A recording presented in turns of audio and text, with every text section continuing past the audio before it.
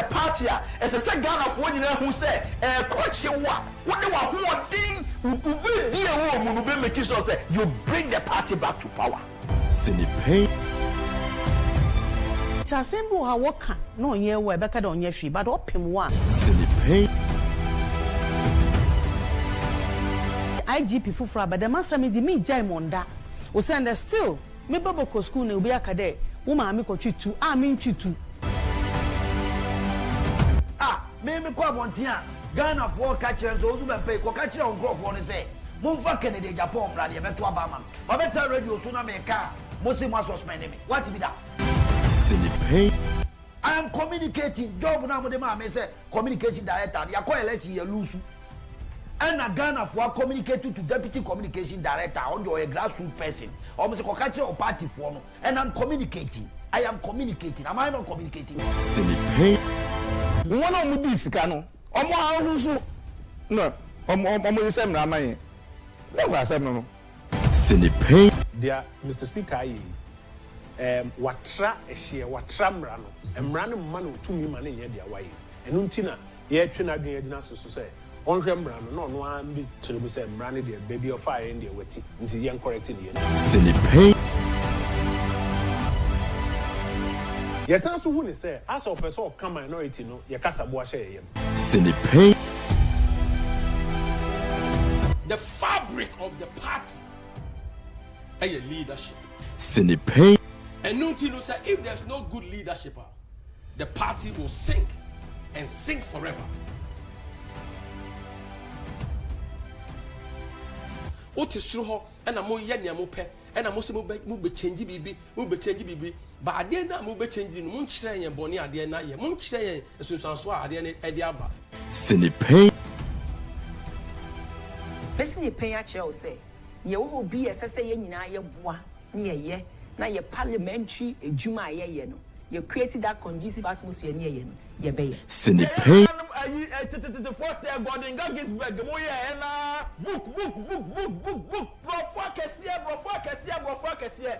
And no book can be business. If be English, you go chop. Sinipe.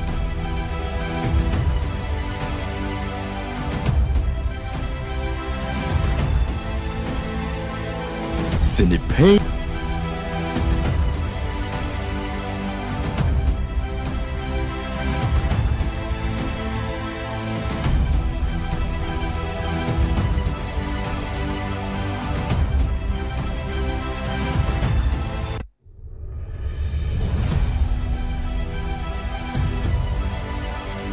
This is the party. As a second Ghana for you who say, coach you what they were thing be a woman who be making sure say you bring the party back to power. Sinipe.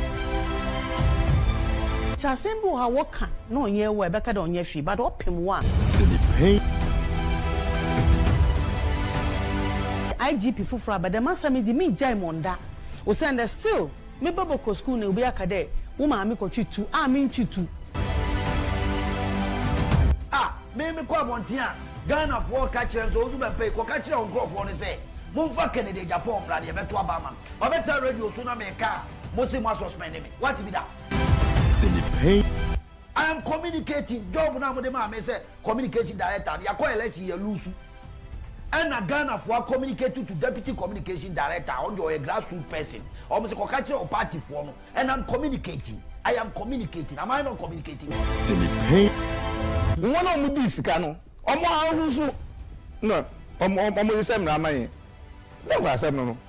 Sinipe. Dear Mr. Speaker, watra ehye watra mrano. Mrano manu tumi mane ye dia waye. Enu ntina ye twe na dwen agina so say. Onhwe mrano no no an bi kyeremu say mrano de baby of fire in the wati. Nti ye correct ni ye. Sinipe. Yes, I so who say as a person come minority no ye kasa bo ahye ye. Sinipe. The fabric of the party and your leadership. Sinipe. And no know say if there's no good leadership, the party will sink and sink forever. wote soro ho na mo ye nea mo pɛ na mo se mo be change bibi ba ade na mo be change no mo nkyerɛ yɛn bɔne ade na yɛ mo nkyerɛ yɛn esunsanso a ade ne ɛde aba Sinipay. Person ye pay akyerɛ wo sɛ ye wo bi ɛsɛ ye nyinaa ye boa ne ye na ye parliamentary edwuma a ye no ye create that conducive atmosphere ne ye no ye be ye Sinipay. force Gordon Gagisberg mo ye na book brofo akɛseɛ ɛno na no book na bisa sɛ if be English you go chop Sinipay.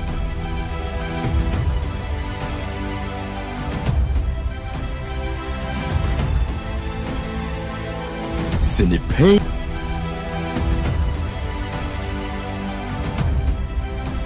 So abani wie ya ye bobo se wawen obi gina TV3 so wo ka kire nipa na wo se na ati kompanyimfo no ko dwan mahama wo ka kire nsa abani de kom ne abufuo na to ye Sinipay.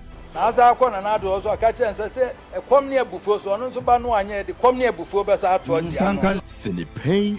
I'm not worried. Once is the truth. Me na nwene mo di obia should be rest assured. Mona said make in Agyapong. The truth will always set me free. Sinipay. We can vote people in and out.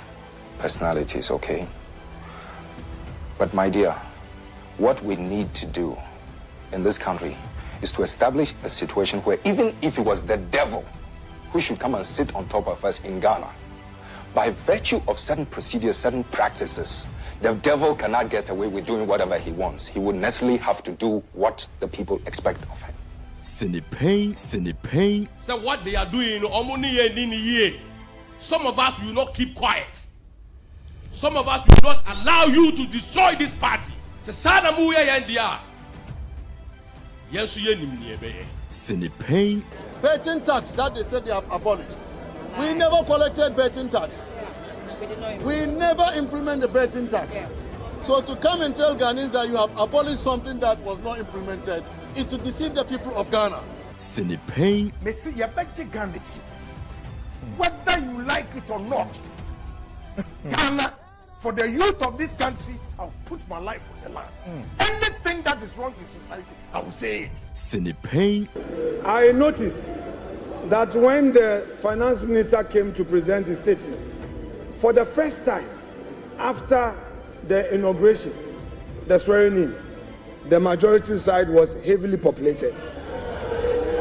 Mr. Speaker, that notwithstanding, Mr. Speaker, we have witnessed what we can best describe as an Azan budget.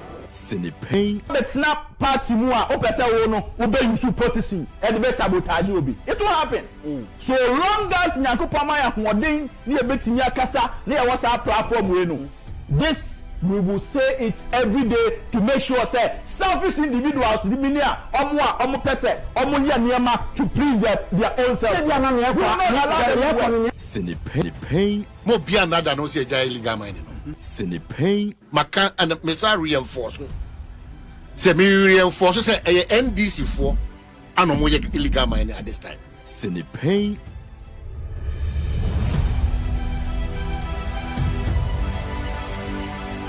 Sinipay. so abani wie ya ye bobo se wawen obi gina TV3 so wo ka kire nipa na wo se na ati kompanyimfo no ko dwan mahama wo ka kire nsa abani de kom ne abufuo na to ye Sinipay.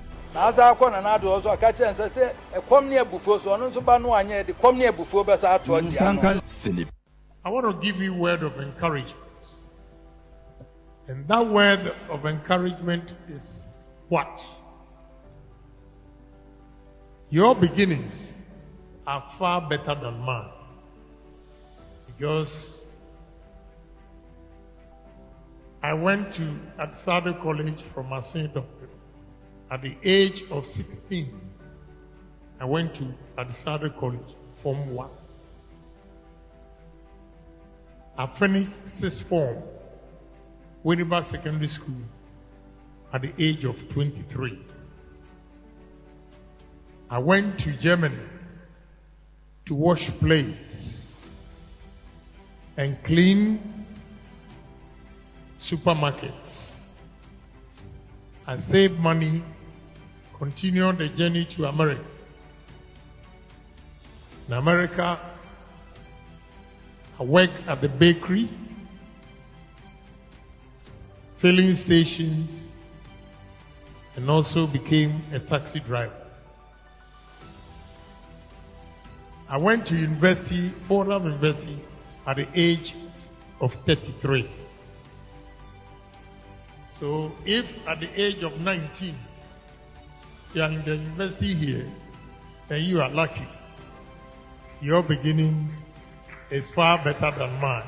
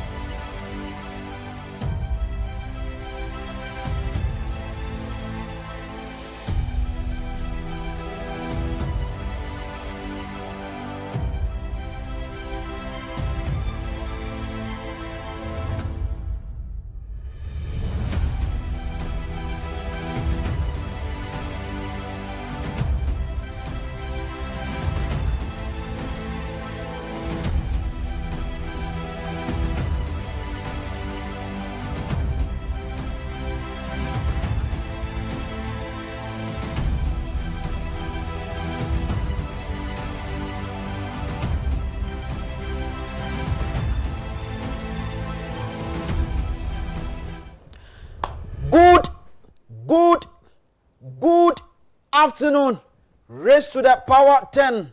Yenda bibia sena fe mu akwaba emfamra sinupe dwumedie so ebraso efri sabre kosi se nonnan ebebo ye ne ade ahyemu ye de dwumedie kakra kapa o manyina enim ewiase nyina enim na fei enipa nyina nso so agyatum ane ye de ebrew enne ma menna wase se okan ho ewo oman 107.1 FM so afei osanso ed kan ho ewo Ash 101.1 eno asante mantemu bono mantemu ahafumantemu and afei eye northern regions ene babia ekeke ka ho nyina afei osan kan ho ewo 90.1 FM so eno eye nap radio eno no mfimfini mantemu precisely asinfosu ane ebutu aye bo adwuma sa enso so ene ye de ani kyem ne edu UK mamu a Sources Radio and then Amansan Radio.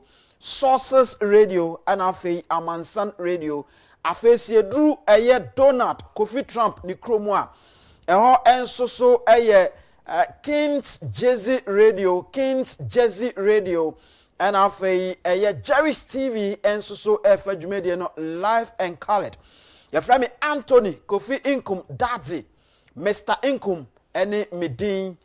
Efi sabre kosise no nan ebebo se de medi kankan no me ne ena de ahyemu kai national nso se enkomo ewo ho ewo nnedue no edoso Kennedy ohene Agyapong edna ni kiremu asante mantemo one eye Kumasi Technical University fo ebompu ni mpu na enkomo awodo bebre koso ebehwe na afedi etofom no yetimi edi ho enkomo. That is when Albert Asmani the political za join me wa ha on Ghana and Komosoa na fe yede sa enkomo no so ede abrew afei kai na sha no so se eniema hodo a ekoso e wo Ghana ha no edoso 2028 is just around the corner enti eno so yebehwe na fe yatimi edimu nkomo na yato aso akwanim na enen so minim se orafo enso so edi nkomo e wo abonten and I know say Albert Asmani Tinasia definitely ebi better from ti yebehwe na apiki bi app na yetimi edi ho nkomo ato aso akọ yerim afei Ghana nyina atompan sa na yebeka no yes esanse ye genti akra yede ehwe kwan mu ewo enwumto mu opani Charles Kojofosu Daddy Lumba sa genti akro no edum eja ya kwantrifi ya chese ama omainim otimu se enyasem keto akra kusukuku ena aboyen ya enema eyaye basa na nyankopon tiase na ye kra so tiase ye de asedama no esanse ono no wose onimnia eye eno ye ma ne ma ebia na openi Charles Kojofosu se wato nsa afrene ni papemu a ye de aseda emo no awurade nyankopon afei and somehow do bebre ene behwe na afa yede hu nkomo enne on editorial no when him say you started series bia eno no was about a creative thinking say no a global industries no and I say global institutions no they are rather employing people with the creative thinking skills instead of a year kuta certificate akese. And so what exactly is happening?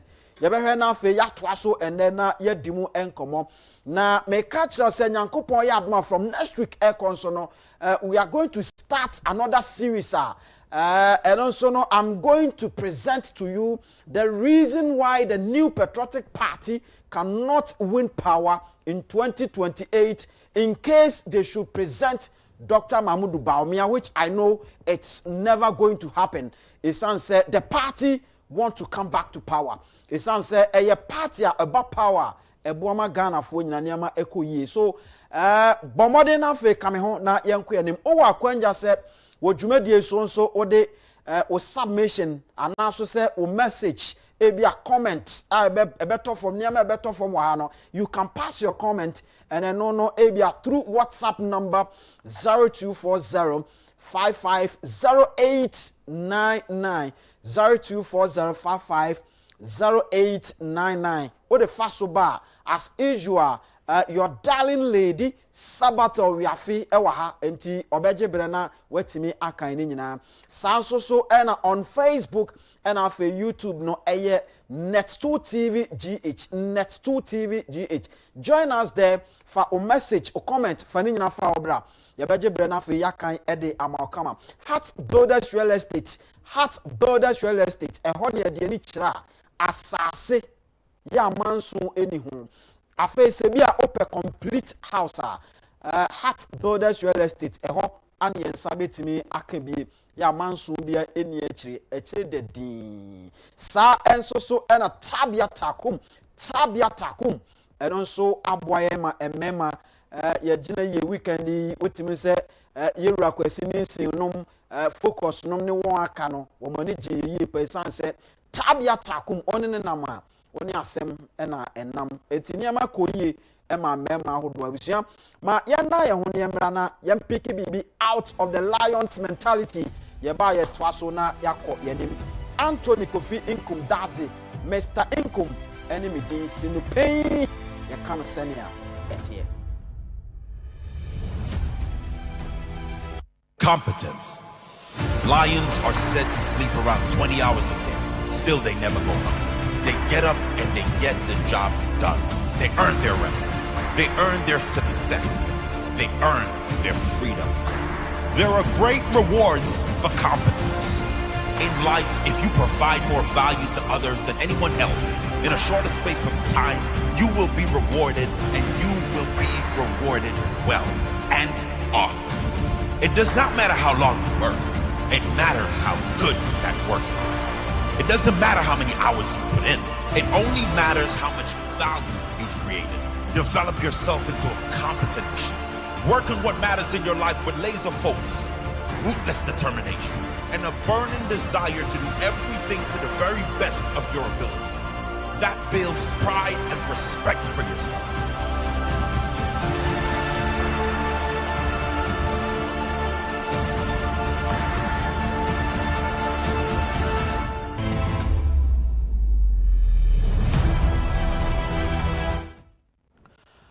All right, welcome back.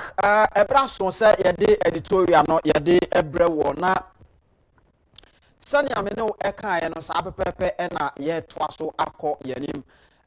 Ewiase edane sadi ampenifo kan no se wone wafefo ekokwayem na ohun se omo epepa ahoma eya no apebi because one hwe ya na sa ahoma na ye pepa no ye pepa dia ba be chechero enti se omo pe na nso opebi a afobon se omo da omo so eba and then ewiase baby a ekeka kono you see we need a nipa ebetimi aboa ama yasetenam akoyie because ade ba ko amasha ne so ewo man and say ewiase afana nyina ne say you could be an individual who usika obo obra ofo se wo wunyuma ene ade se wanya good leaders. Se wanya good leaders and I say good governance. Emmanuel created the enabling environment for your business. A time will come your business will crash. And that is exactly how it is. Eti baby wiase kakono yenya enipa hodo a wo mo betimi aboa yen ama yetimi enya that enabling environment no which exactly will help our businesses ebetimi aboa yen institutions ebetimi aboa yen individually ewo Ghana especially ama yetimi akwanim wa brabom. And we are talking about creative thinkers.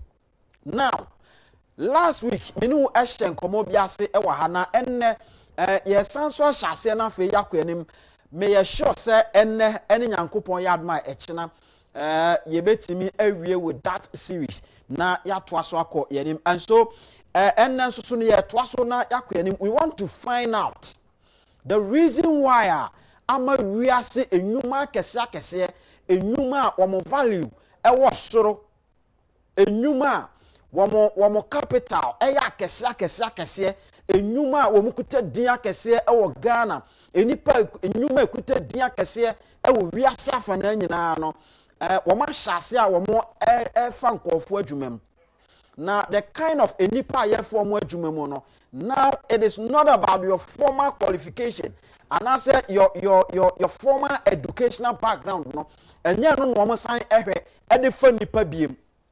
And many enipa would be edi nkomo pani ba kwa wa ye adwuma ewo baby e wo soro pa edi nkomo. And asem o ka kire me say eye Ghana e na wo ba ha sabe wo mo hwe obi a wo kabrofo fiko eye Ghana e na ba ha wo mo pe obi a so yi ne ye friend say ne academic qualification eto ho a obi say krata na nkasa ehome yes, but we don't look for a nipa omuye creative thinkers. Ye hunu san krofo no kra in fact ye tagi wo mo e kwanya ye fa so tagi wo mo ne se ye di edin to am so se wo de wo ye tu no dodo wo de wo kasa kasim dodo enti wo be hu ne apakwan bi so ne ye de san krofo no ahye tight corner. And enwuma wodo a wo mo wodi wo wiase enwuma wodo a ekọ manim a mo peso mo kọ manim enwuma kese a ebinu atena wiase abese 40 years 50 years and over no say ekwan yo mafa so that is the trend into ye pese di hu nkomo why the reason e de be ntia ena sa niam no ekoso. So now join me here on Facebook Net2 TV GH, join me as well on YouTube Net2 TV GH. Now join me yen kan yen nyina yen kenkan na yen koyanim na fe yen tiniema bi asese ba bia wiase eka kono eniema edane etwase ye dane ye ho na yetimi eko yenim. Ye from Mr. Inkum join me na fe yen toaso na yen ko yenim. So producers my ready yen ko na fe yentimi entoaso enko yenim tentem. Makachro say a creative thinking and ye the reason why ntia amanfo sankofo no ena ye form adwuma most no yetimi adi hu nkomo na ye nsoso no bibi o ho ebeboa yen a yaye ema na boa ye nwuma hodo a ye na ma yenko yenim medical aka kiro ye from Mr. Inkum obetimi join me uko Facebook a ye ho ye adwuma sansoso na YouTube ye bo adwuma e ho ensoso na global institutions join me na yankan enkoyanim producers metwemo. Global institutions hiring thinkers, particularly those with global thinking or strategic thinking skills to navigate complex interconnected challenges and opportunities. These individuals can analyze information within a broader context, identify patterns, and develop innovative solutions to global issues. This capability is crucial for organizations dealing with diverse perspectives shifting geopolitical landscape and rapid technological advancement. Enti eno ena edahono. Enti se oba you will see. You see, the reason why in here global institutions no FFF ni pahodwa wamo creative thinkers. Talking about creative thinkers, who is a creative thinker? The creative thinker is the one who obetimi atenase. Ohedin wa unse okay. Mi bora studio hano. Me unse way edaha, way edaha, way edaha. Na time ye pese ye de ebia camera A, camera B, camera C, and the keke ka ho. Ye pese ye kan ye de bom eye adwuma no. Ebia me hu difficulties bi. And difficulties na me hu ye no. Me for says ye A, B, C, D. Ye betimi aka camera A, camera B, camera C abom with ease.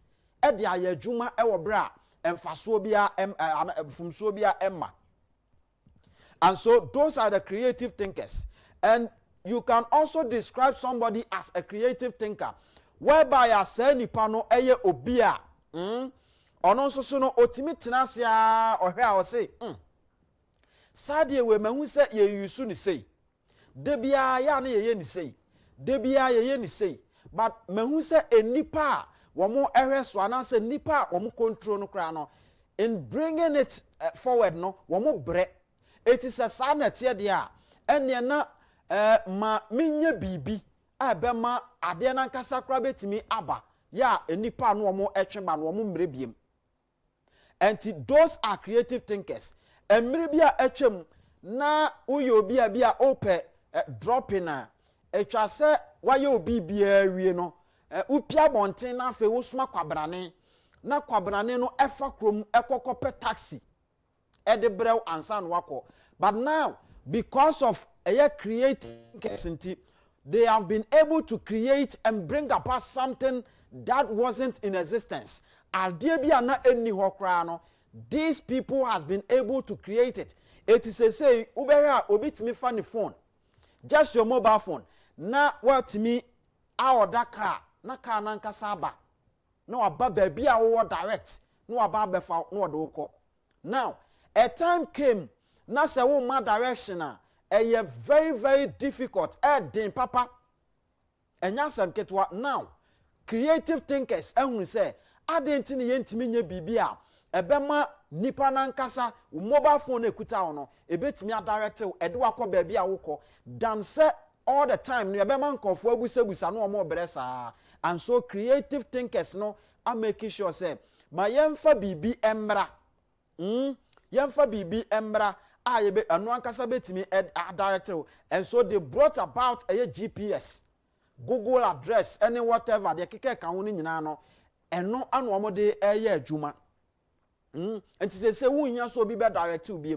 And so talking about creative thinkers no omo ye enkofo a omo hu hia pa. And these are the kind of people that we are talking about. Now ma yenkom ne ehwe number 1, number 2, number 3 edeko creative thinkers no, the reason why in here SSC etimi yedi ani edu omachi ene why on my ahodo no ehia creative thinkers. Now dedi kan or say complex problem solving. Complex problem solving producers enye we mu yi we free so na yenko yanim. Complex problem solving. And so we are talking about global institutions often face intricate, multifaceted problems that required a holistic understanding of various factors and their interconnectedness. Thinkers are better equipped to analyze these complex situations, identify root causes, and develop creative solutions. So anytime we are talking about creative thinkers, these are some of the issues omutimi solve. You see, talking about complex problems, ye wo nneema hudo bi amabobo so say embre bi baya na ansa na obetimi enya taxi e de akọ baabi no uwi ati se osoma kwabrane no akọkọfa taxi e de abrew enne because of eye sankofo no etena se eye omo nhihye nti fast omatimi adwene ahunu so okay adan ye nye bibi abema nipa nankasa woni fie no na car no eba aba befa no and they've been able to achieve that. And so eno eye creative thinkers ene de saade na iden aba. And adia ba ko nipa e kan se e kan creative thinkers a otena se problems no odika hwe problem no ohu problem ni wi a because no or so okay kwa be na e be fa so a sa problem we anasa solution we ye de be solve problem we na ye de solve problem we ewi a emfaso be na betimi e de abrayen enti right there no mo hwe sa emfaso no a ebetimi e de aba no enti omo wie ya no automatically na emfaso ni de akire na eba. And so that is what we are talking about. And omo ye nkofo a wo de ade hye omo nsa obetimi atena se na ohyedam a na ohwe na ohwe odwene ho we ye de bekwa ye betimi de we awura ha ye betimi de we awura ha. These are the kind of people a ye kan ho asem eno omo ankasa nso ye nkofo a because omo ta dwene ade ho kwa akire nti omo nim de no ewo soro omo nim de no ewo soro ewo ade nyinam. It is so far as omunim de wo soro wa de nyinam no ententem wo mutimi eye niama ema yekọ yenim. Now ma yento aso ne yenko yenim de to aso no say strategic vision. Strategic vision omo ye nkofo a omo visions a omo de ba nyina na very strategic, and that is what we are talking about. Now global thinkers can see the bigger picture and understand how different elements of a system interact. This allows them to anticipate future trends, develop long-term strategies, and align organizational goals with global objectives. So, last time, I can say, what are the objectives of Kencity Media? It is a meme betana na me hwe the objective of Kencity Media. Metimi adwene wan so okay because this is part of Kencity Media objective no. It is here the way ba be shemu a ebetimi aboa me achieve those goals. Last time before say me ba ha ba be adwuma no, I was listening to one guy, I think Albert Asmani, together with Sasu Mensah. Na Sasu Mensah eka asem bi asem na okan no, it was very very important. Asem okan ne say time a Kencity Media ebebo ase no through Kennedy Ohene Agyapong edi Kencity Media ebae no Kennedy Ohene Agyapong eni omo tena ase e kyerɛkyerɛ omo adwene po a enam so a ode eye Kencity Media ode bae nia opeso ode Kencity Media achieve in terms of new Kencity Media betimi aye ede amane political party, the New Patriotic Party, and then what Kencity Media can also do for Ghana in general. Amo manu etumpon ekwanya ye befa so when you hear Kennedy Ohene Agyapong today na okasa about PhD. The PhD enye na Kennedy Agyapong etimi akrafted because oko elections. Ni PhD no started whereby or the Kencity Media ebae because or the Kencity Media ebae say we can use the media organization to transform the mindset of Ghanaians. Yebema Ghana for atiniama bi ase. Yebema Ghana for ehunu niama bi na ma Ghana for catch up with the global development and answer nia ekoso ewo wiase nyina no Ghana for timi catch up. Enti Sasu Mensah kan say mi say Kennedy ni omo tena ase ka kire omo say opese oye ni say opese ye say opese ye say opese ye say eti odisa niam ni nyina egu from, and at that time nia na osanka timi eboa ana nia na osanka adwumayefo timi ye ene say ni oni omo kan ni nyina no na nkese so omo chi ni nyina gu nkrata so because they were not able to do that. Omo ntimi an chi ni nyina gu nkrata so whether say organization na Kennedy onyina Japan de bae no achieving the dreams, achieving the goals, achieving the objective, and answer there be no, I cannot tell. And that is the main reason why when you come to Kencity Media, the kind of facilities are Kencity Media no, none of the private media organizations in Ghana ewo. I can tell you for a fact. Waye bibia dada, but nia waye ni nyina no, baby kura wa beba na da ho kwa enye bibia. And the reason any say objectives no, or mind to me, the creative thinkers could not put it on paper. And that is the main reason why every organization you need creative thinkers. Because sanko for no betimi atena se ne yaka say okay, no pese oye say ye fangu krata so na fe ye make sure say and acquire ye fast so the kind of content are you create ewa ha, the kind of businesses are ye ewa ha, the kind of enema ye wa ha nyina no will go in line with those objectives. And that is the work of creative thinkers. It is at that time no, if there was any and a sortena say can nyina gun krata so I can tell you say per what Solomon Sasu said amitifri na numo no anka baby kura wasanka Kencity Media edru no entimi ndru ho. And that is the most important thing. You need creative thinkers around because they are the people metimi abuama enyama akwanimu ede amawo. And that is why it is so important. It is a political party. It is a church. Whatever organization. As a so who say wa ken before no eye nipa wa mo creative thinkers.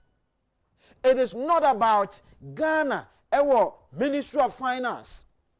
One of her mind sika sem so etu be hwe no the daily routine ewo that eho no enwa ene ekoso. Obi aba the same thing. Obi aba the same thing. Ghana ewo Bank of Ghana ewo certain objectives be. There was some reason why in here you create a Bank of Ghana. Those objectives, yetimi achieve as on mine and answer Debbie. Oba Ghana ha ye Ministry of Agriculture. Na Ministry of Agric na juma so ye ne say ese so otimi regulate kwayo.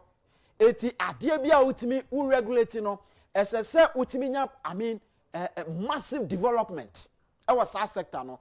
And so be pemo nne ye pe adea ehwo na power Ghana ha aduane adea ehwo na power Ghana ha aduane meanwhile ye wo Ministry of Agriculture enipa wo ho ye adwuma ho ye de oman ni sika etua wo moka Ghana ewo sanitation ministry na sanitation ministry no because we do not have creative thinkers. Awomo ewo ho eye adwuma ye ni creative thinkers are omo lead development ewo ho ntino we are not able to achieve the goals a de ba Ghana adan ye work ye friend say sanitation ministry na efi ebu age Ghana aboso because ye ni creative thinkers ntino oman ne mra kra na ye wo no ye ni so esan say baby a obekọ bia emra eyesika emra bia ya hihye bia de sika na eba. That is the main reason why ye were other countries ewo wiase a se ukọ na se bia wo ka ekokopim bibi ese no uduru ho na se bia wo ka ekose bibi ana wa nipa no se bibi a ye te usika eye mra eno ma hihye sa mra no nim se nipa se na nipa beye enti creative thinkers ne tena se ahunu se okay se na nipa beye de a enne esese enya mfaso efri nipa ne ne ye boni mu uduru Ghana ha kwana kohwe La Paz kwa La Paz na kwana kohwe minim sa La Paz time omu wie N1 highway no eho nyina ya baabi a wo mo make sure se eho efe street light ewo ho ye wo ubeduru kwan ho baabi na street light kra no car ebu no na edafom wo bu no edafom car ne ye no ana nipa ne ye no eye ne ye bone but ye ma edio how edi abroman because we do not have creative thinkers ye nim se ye mfa kwan we so said ye be ya obi di oman ne bone ana obi say oman na de kwanbone so a ye betimi ahu nipa no ne ache no na emra no na di ne anya sika e de akoye saa de no. But we do not have creative thinkers. Eti all the time no obi ahunu ni say oh sane ekọ no eye mayemfa ne saa na ka na kobu ade na to fom owi ana okọ ne ka na oman na de na wase no oman na japade na wase no eno de edaso da ho age so oman na sanye sika foforo ansa na akire oman na ba be ni ye. If we don't have creative thinkers, these are some of the difficulties that we are going to go through. Way any or how be without creative thinkers no ever. Without creative thinkers no, these are some of the problems oman no FAC. Ye musa ya ho say ye wo omo hwe ye highway so. Ye wo omo hwe ye highway so. But obehwe no na obi Ghana ha obi awo kwan ofa so e na adwuma ubeduru baabi ye se ka abo obi wo ho enti ubehwe no kwan kakraka no kwan kakraka no ubeduru ho no na yetu ahwea e de agu kwan nim aden a ye speed ramp etu behwe no na amhwea na yetu agu ho no na esei ekwan no emma kwan na ya tide no esei ba wani mra ho so britia wa mu pe na kwan ni nyina asei eno eka ho na Ghana ha no ya kwan bebre esu atutu bomodi na koduru baabi ubeduru ho no na speed ramp aya yesi ho no eni kwan se ye such speed ramp enso ya yesi ho na esi ho oman ne mra enya adwuma because ye nim nyansa ye hu se emra ye wo oman ne mu no ebetime di sika abre yen enti yen ya dwene kra enko ho. That is why we need creative thinkers to lead us. Kennedy Onyene Agyapong, he has been in parliament for how many years? Our parliament for 6 consecutive terms, right? 6 terms, no. Obi nso our parliament wa se nipa no ache wo ho echen no. But yet he has been able to create jobs out of the little na onyaye no kakra bi na onyaye no.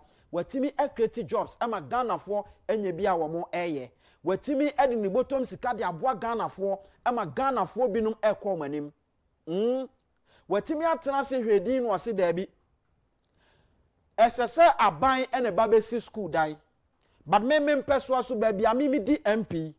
Se me hwa na me hwe school dan a ewa ha na nukure ni se emmoa yen enti etwa se mitimi ye bibia ebemma me ankasa me constituents ensusu anya mfaso enti otena se di no ode ono ane botom sika before say free parliament no na watimi asi school dan mako 79. These are the kind of people that we are talking about. And every creative thinker is a passionate person. Obi a oye creative thinker bi an are very passionate because ohun ade we ya onim se ade we se ne ye na e wo se ye yi. Enti wo a wudi animu na obo no tofotofo unya ne papa e manfaso e maso mo man no one wo benya one unya pa ya si hey ne kokonye ewiase obi ani ho an kokoye obi ani ho an kokoye. And that is the main reason why all the time ya na me catch us say the people against Kennedy Onyene Agyapong within the New Patriotic Party no enye bibia ntia o. The reason why ntia ontimi nko Kennedy Agyapong ho enkonko kan kire ne say Kennedy Onyene Agyapong as president imagine say obi te say o say chairman sabonsu honorable obi te say Samia Uku obi te say Miracles Abuaje ene womo akeke ka ho no womo enam say Kennedy Onyene Agyapong enya presidential material no. I can tell you say Kennedy Onyene Agyapong is a creative thinker and every creative thinker can become president.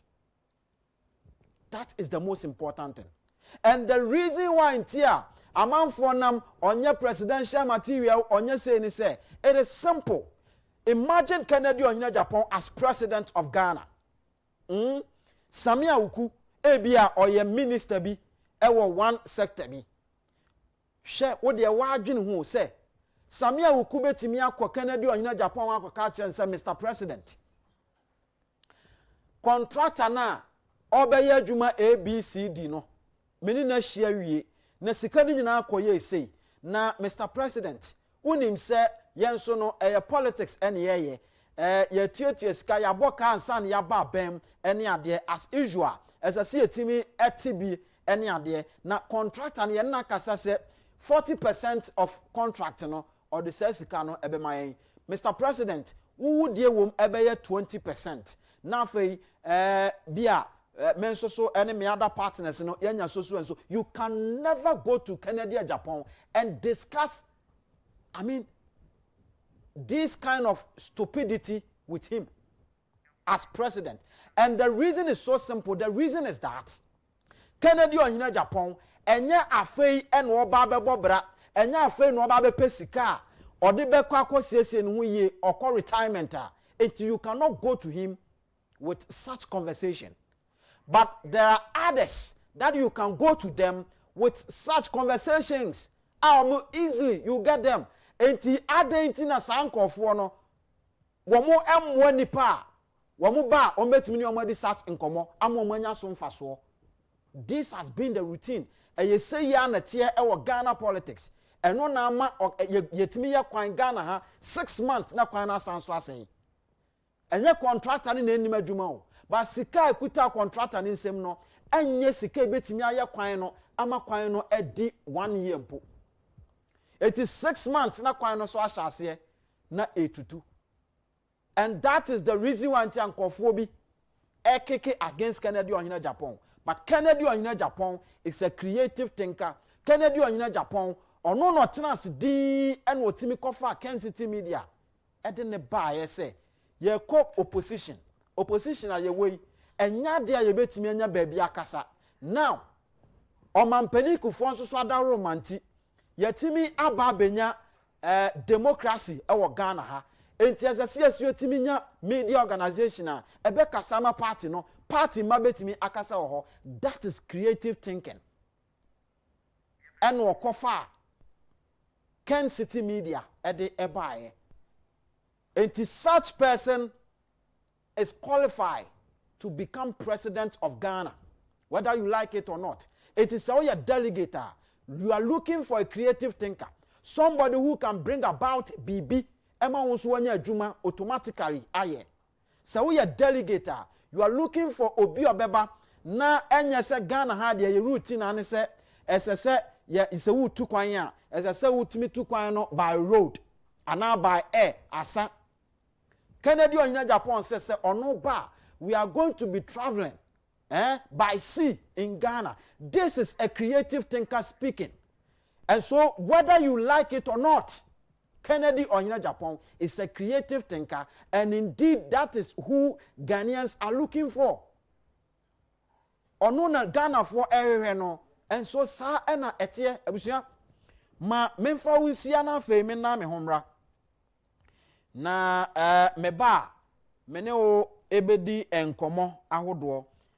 Me pese yade ani kiremu ewo United States of America na yekodi nkomo kakra ewo ho na me kwa America de na me koye me ne Jerry na ekwa kodi nkomo na enkomo a yekodi nyina ne say last week and I say about 2 weeks ago na New Patriotic Party womo ebo modern ekoje emra foforo a womo de aba new motions or de koye omakwaji atum ni ade a automatically ama New Patriotic Party constitution no asesa niam bi aba be ka ho eni ade ya ne nyina no yekoye nim na enipa wo nso contribute to the success of New Patriotic Party no ya na ne branch a ewo United States of America no so eka ho bi wo mudi mu akotene enti omokra nso so de omode ebaye UK for de omode ebaye eni ade nkakrakra sa so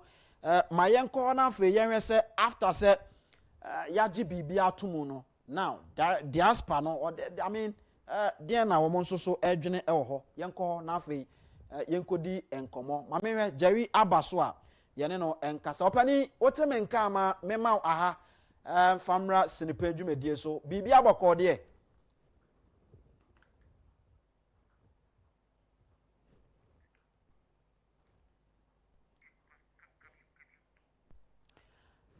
Jerry say otemenka ma mema aha na memo akwaba emresi ni page medie so.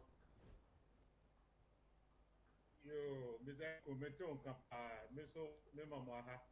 Aha ye morning, you know, ye America for Team Ken USA, Team Ken Global, Team Ken Brazil, and Team Ken ye omunyina.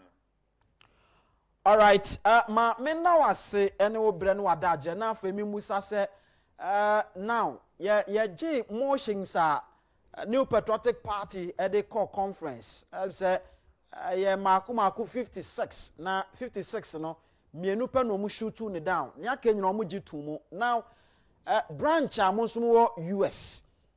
Matimi go through now mo new laws eba mo party ni matimi ahwehwehwem mo di ho nkomo etesen mo fa ne sen na mo je ne sen.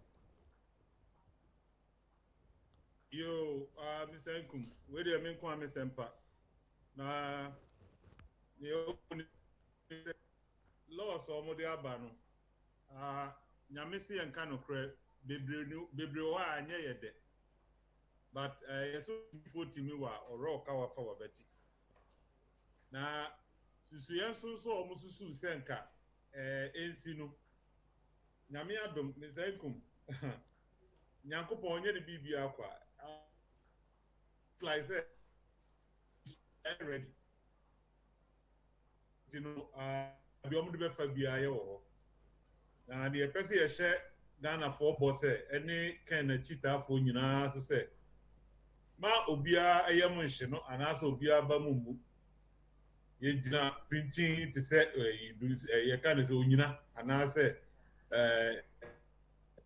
oak tree meaning that you can a muda eno enshida etino bibia no mbeya ebegu yabam na minim se enkobi kwa wiye no yewura Kennedy ohine Agyapong Kwame Akopreko obe merge as a flag bearer coming this election and there bunyami adom kramoni be count inshallah etino na ne wono. Now oka se loss no bebre wo ho money nje ho but moye ne hwea enye yi ne wa import na wo ka ho asem emra ba de na nka ni nyina yesanse party ma ebo se de ahurusie nti de wa na mo mahu amususu se enhyeda ensusu yi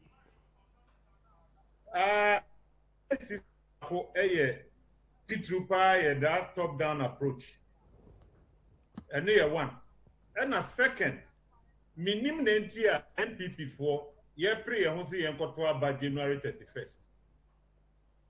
Now Mr. Nkum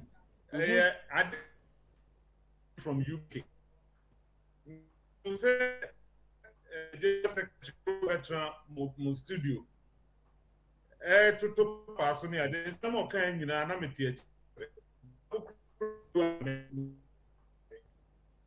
I say obi odi boni awie na onuse boni amakoye kwan bia so no ebedu ba bia to lady no mami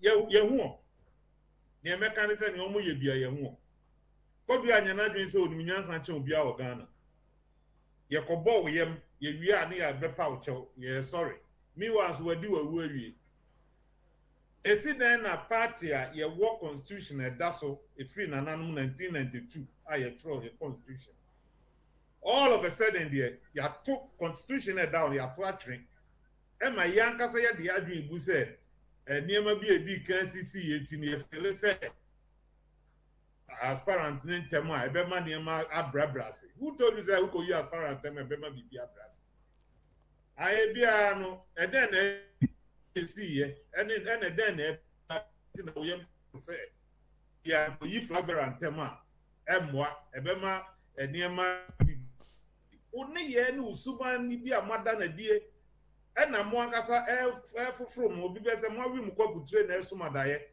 na eye mu se bibi besi obi te akoto aba no April another you can say March another June bibia nu ebesi na bibia nu eba besi sanwe The woman say, omu ni mistake. Delegates na ye use oma ye de to abaka ne no. In next 2-3 months now, e be drew on March mu no. Na omu nyina ye den, omu time na expire. It no omu nya eligible to vote again. It a basa na se ye ko yi new voter compare new delegates is going to go against the prefer one na omu person ko nya no. E be go against that person. It ni e be any say enie yen propose say yen koto aba ne ntem. Say na ye be afo na etoma candidate ba ko nya 62% no. Watimi asia ba be o ma asia be to no wanya dodo na na yatimi ayi na flag bearer. Because clearly o mu say e form nyema no. E form nyema no timi nim ne NPP for hwe. And first of all, as me bisa NPP for say I be say ye president and answer ye flag bearer. One question now. I want somebody to really say ye flag bearer and answer ye president. Amanyokuo bia utia. President Kufuor said it better. Our major goal is to win power, is to capture political power. Nekot dio mume dio maneso na rule. Yes, as a president now, ye ma MPP pe. Ye ma the whole Ghana. And Ghana for nyina kombuti abomu se. Mon fa simasi se mra. Ye honorable Kencity Agyapong. Ni antuma mo. Papa we cut across both MPP, NDC, CPP, one of the parties leading. Omu nyina antuma no. Emano. It means the main reason why MPP Kianeke as the say Dr. Baumia Neba. I know much of that see platform. I'm obisa or no what TV here TV. Need the NSS flag bearer no yen a competitor now yen a threat. Downgrade degrading no. Did not attempt gunanimase. Say no potona can hunyain. But one so nyankopon Kennedy son or yen say no. It means a lot. Me to say binum store say a system. No. On can say a system or a signal or mamu. And near Masuya muk fafa and winning in ano, Yami Adani no, Adani, Adani. It is Ansusiana Namusu say, the Abronia air could be Kennedy upon Atemno. And Nessa attended dinner Kennedy. Kennedy are winning more popularity. It's in the media, Mr. Say Abronia Monyai. My this lady can see a pastor. That matters say, Wajai Kennedy attended the Miami Bedin attempt was a Kennedy because your campaign or your mind technically. Because no yen in the air body say, a man for the brain this for can now if you are brought then a yeno. Now MPP for can after the more yam broso. It's the more people talk about then get sympathy support. When your sympathy vote, they gave Kennedy sympathy support. Et you know, a man who broken for fuck was over here. Mufam say na moya part in there. They say Obia was a Kennedy Tana Motan, and you say Yakotanachi. And then I'm out they say and a lot of parliamentarians, MPs, former MDMC DC is for you Muti say, let's support this guy. He's the guy to take the country after Mama. Because clearly, the candidate are more pressure obey. It's a say, them contribution, then why am I Ghana? Who say or your marketable? That's an you're marketing for 16 solid years, 8 years as a running mate, 8 years as a vice president, 1 year as a flag bearer. That's your money to me no corner or report to 38.2. Now the banner the after all 16, 17 years, the market only any 38.2 BR. And you know, NPP, no problem. You have a big issue. At the issue back when NPP wanting 97, if all boys are prepared, your time, any way. No, the chairman son of no baby, or you'll be a coming and coming. But one month at that, you will be put in a big trap or like it was a papa. Why? Only Ken. For Parliament 4 years before Ken Eba. what the 28 years in parliament. 10 months are no President Akufo-Addo, right?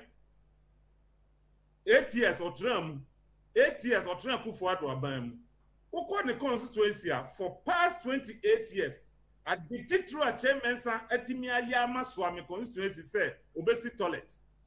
School Bakupo Otimisi and crowd. It took Agyapong to donate 200 million, and so Otimia US school down.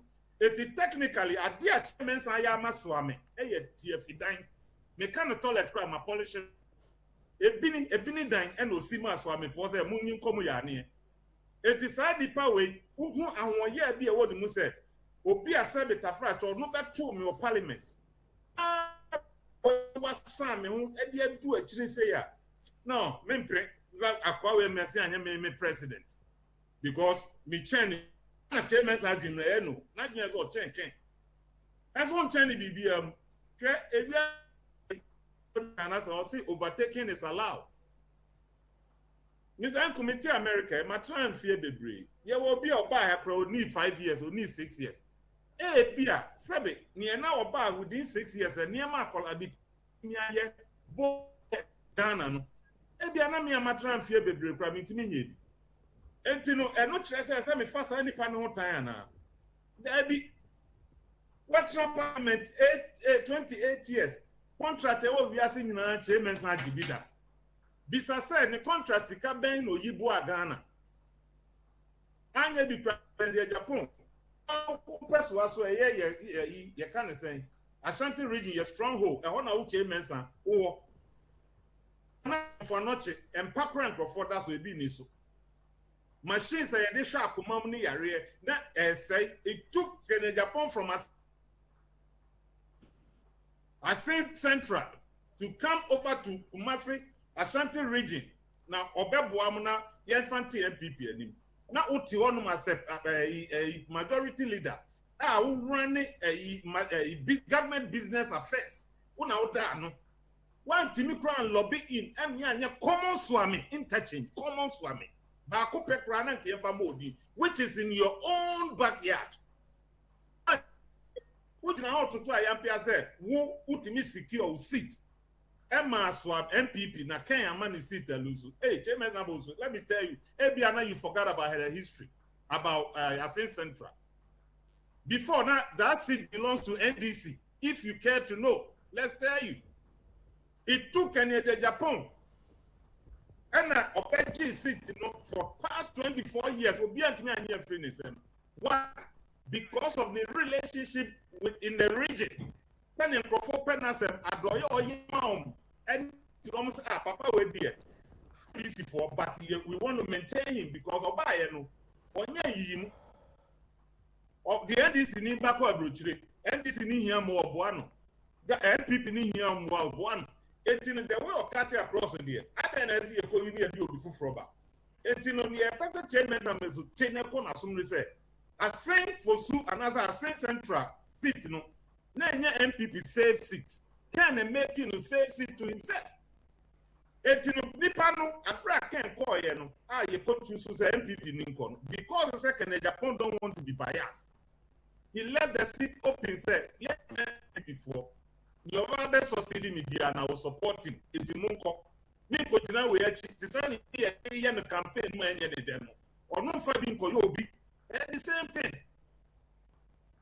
What Jamu to us, Muninamu Konobe winning. I'll come and support.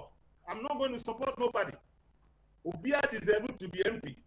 I know Mokoena, Essan said, Ken Nankasan, NTC for the say, at the end, the Senate here, the other than the mind NDC4.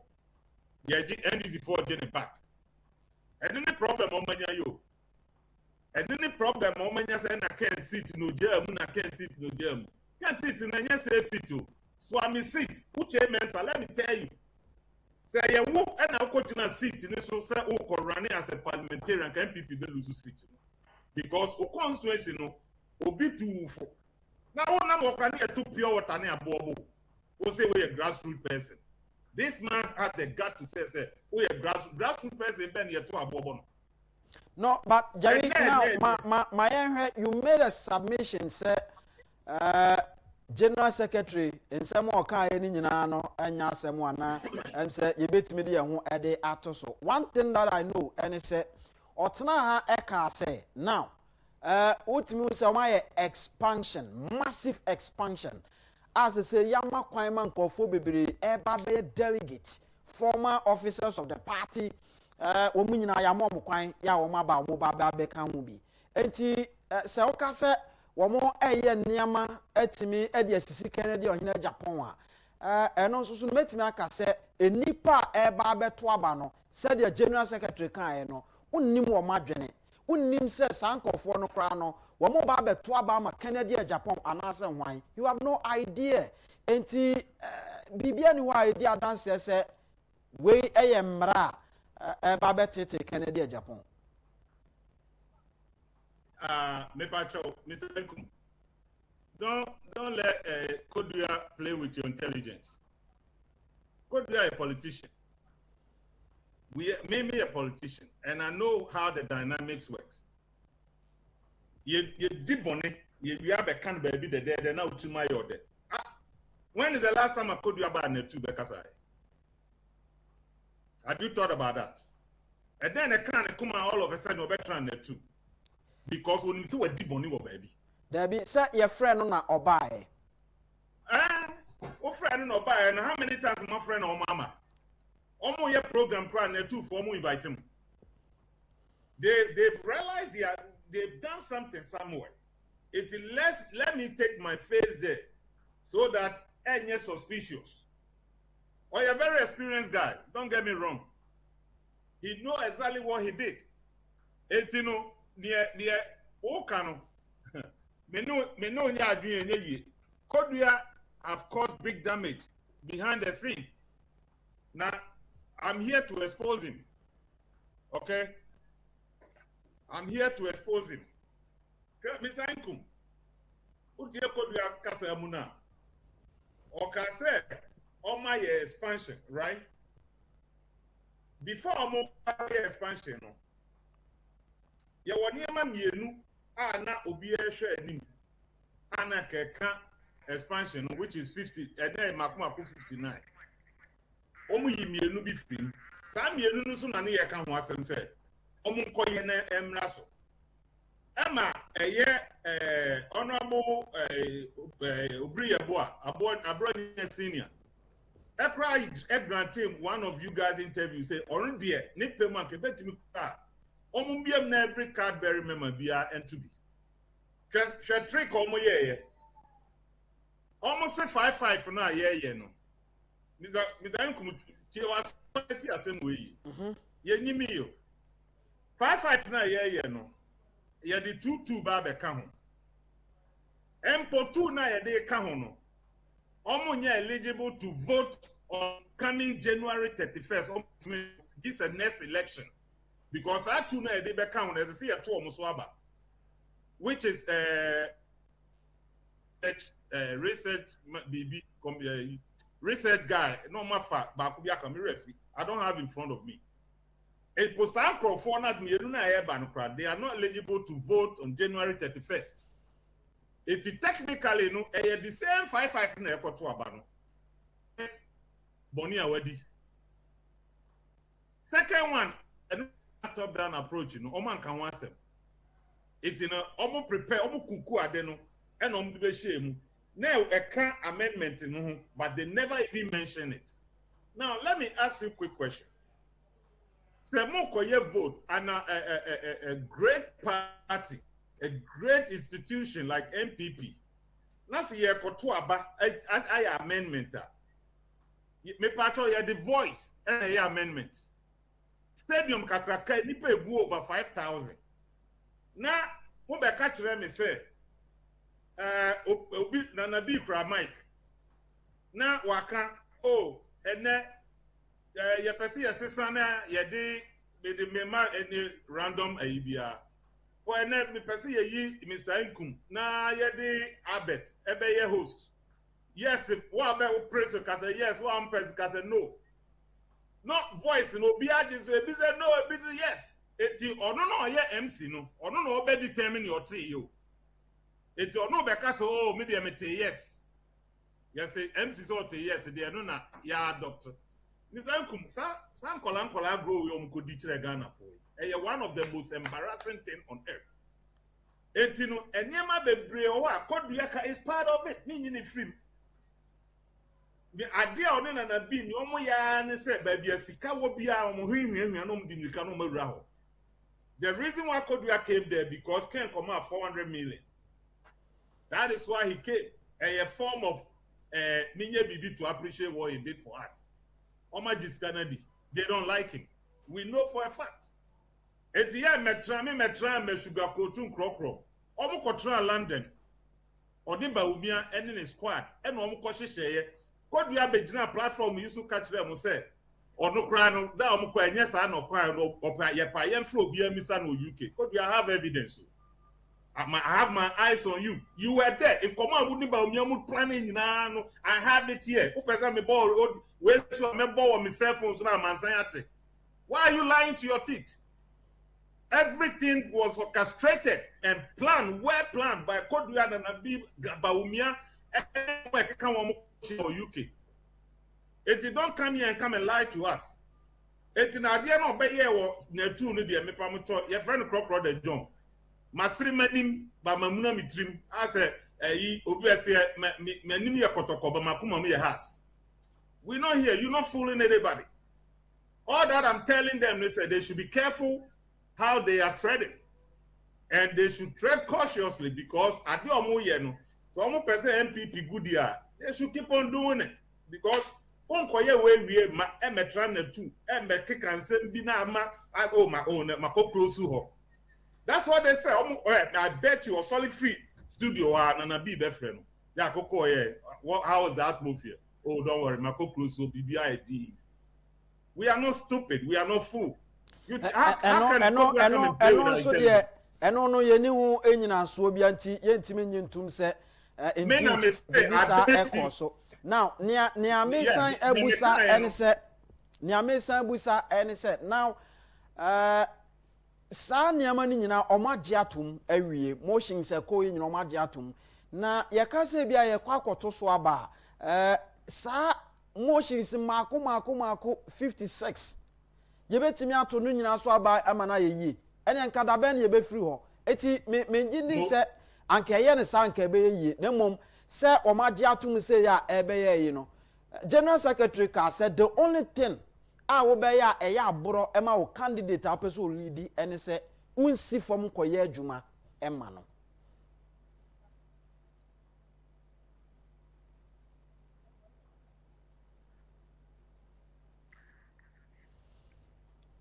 Okay, enti yes, mete wonde niana meka niana meka ene se General Secretary aka se apart from so much motions ni nyina atomo no me no nyina be ya adwen se 56 motions ya kase ye koto so aba anka nye nne ene china ana ye bewie enti e hona ba besen ko but now omaka se between 31st and 1st August no omo bebie nominations no enti the only thing necessary obi aye ne se ubesi from na afi wakoye adwuma e de ama wo candidate one omo nya adwene sa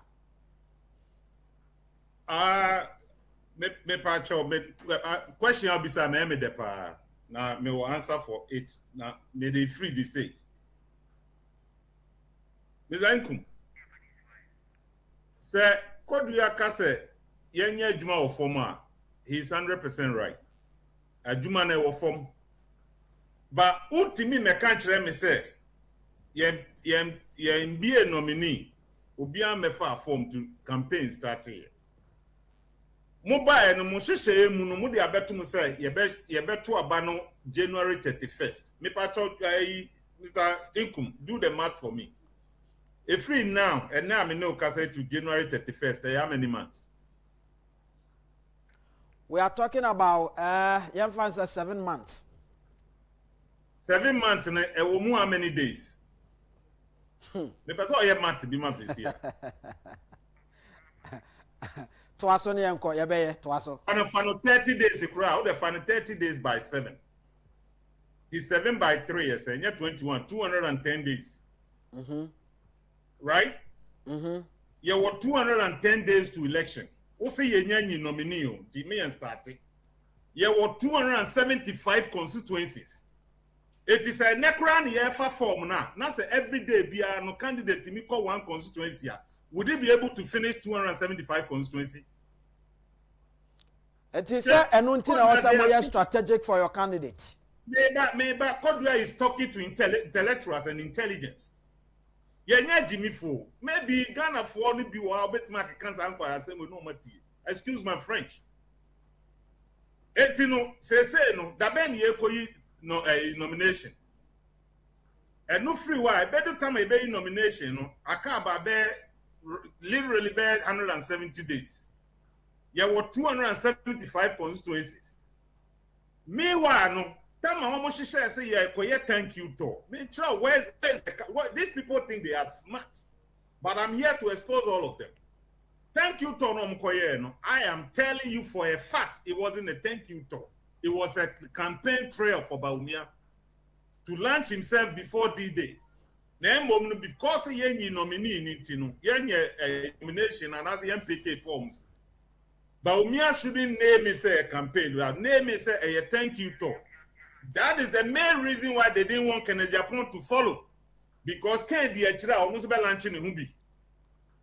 The pacho tie ni ye pa obajanza fon tie. Se mo de Kencity Media kwa ye ko ni nyina Agyapong so ba be ko onu so campaign literally. Etino kwa be ne be fa so a ye be yi na free. Oh. Okay, ye ma bronyen strike.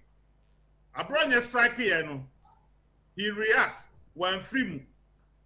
Now they go to plan B. Hey, Papa, I have uncle, and then you pay Yamanako. The next thing they say, we threaten him, they crawl with death. You better will be sick.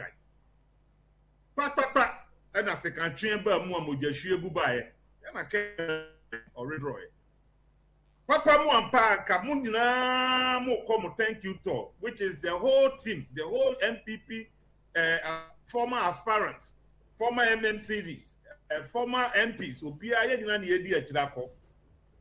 Now, so a group of people, be a Wabakosekaya. What should happen? They should suspend the thank you talk. Can't free mono. What happened? Let's continue because only a person free. That tells you clearly, say, can't free mono. Now it opens the door for Bawumia to campaign. Corner videos, no more all the constituency no call thank you to. Could hear message about Bawumia.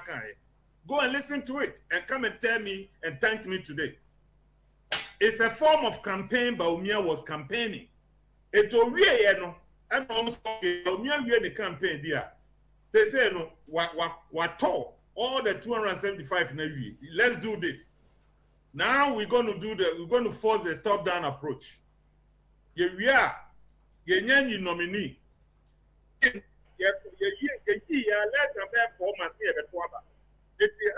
days, how many months do you have campaign for yourself? Meanwhile, one aspirant why any DAB, it's in Kakrana can your friend a touch base or call here and there, no, I call remind them me by. Meanwhile, near thank you to none a person and a B at a head of them.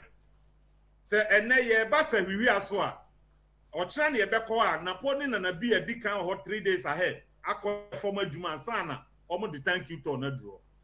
Come on, don't let us tickle ourselves and start laugh at the same time.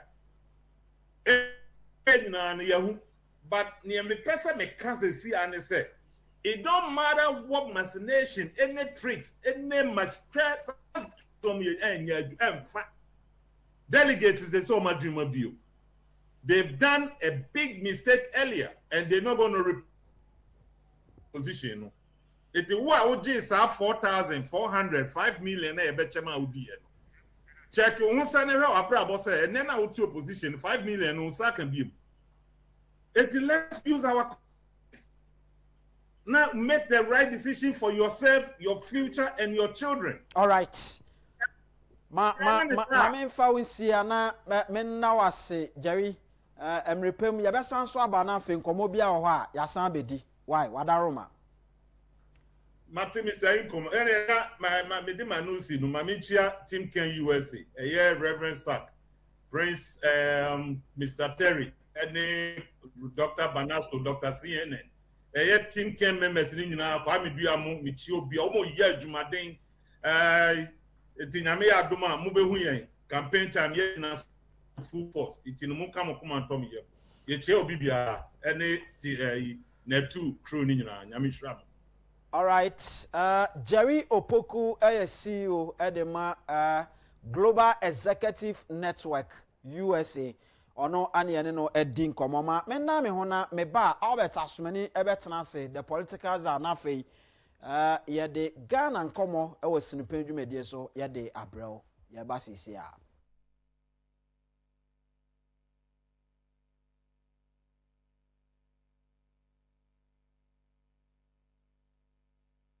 wo ka kire nipa na wo se wo na ati bi kompanyimfo no ko dwan ma ha ma wo ka kire nsa aban ye de kom ne ebufuo na to ye Sinipay. Naza kwa na nado ozo akache nsete kom ne ebufuo so no so ba no anye de kom ne ebufuo be sa ato ati ano. Sinipay. I'm not worried. Once is the truth. Me na nwena mo di obia should be rest assured. Mona said make in Agyapong. The truth will always set me free. Sinipay. We can vote people in and out. Personalities, okay? But my dear, what we need to do in this country is to establish a situation where even if it was the devil who should come and sit on top of us in Ghana, by virtue of certain procedures, certain practices, the devil cannot get away with doing whatever he wants. He would necessarily have to do what the people expect of him. Sinipay, Sinipay. So what they are doing, some of us will not keep quiet. Some of us will not allow you to destroy this party. Sinipay. Betting tax that they said they have abolished. We never collected betting tax. We never implement the betting tax. So to come and tell Ghanaians that you have abolished something that was not implemented is to deceive the people of Ghana. Sinipay. Messi yabeche Ghana.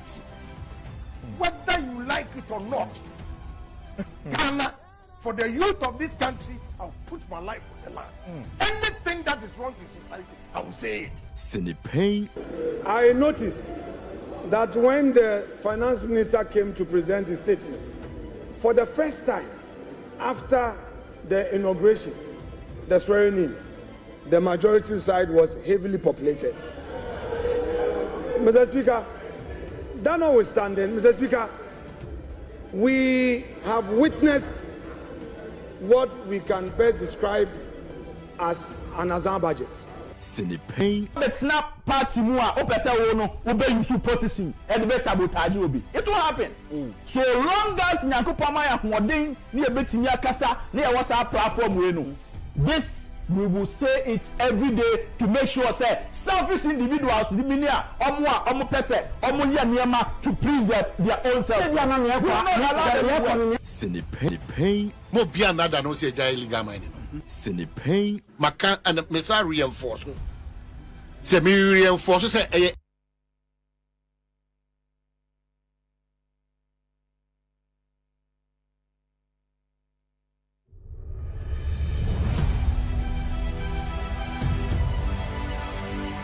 The party as a second of one who said, coach you what they were doing,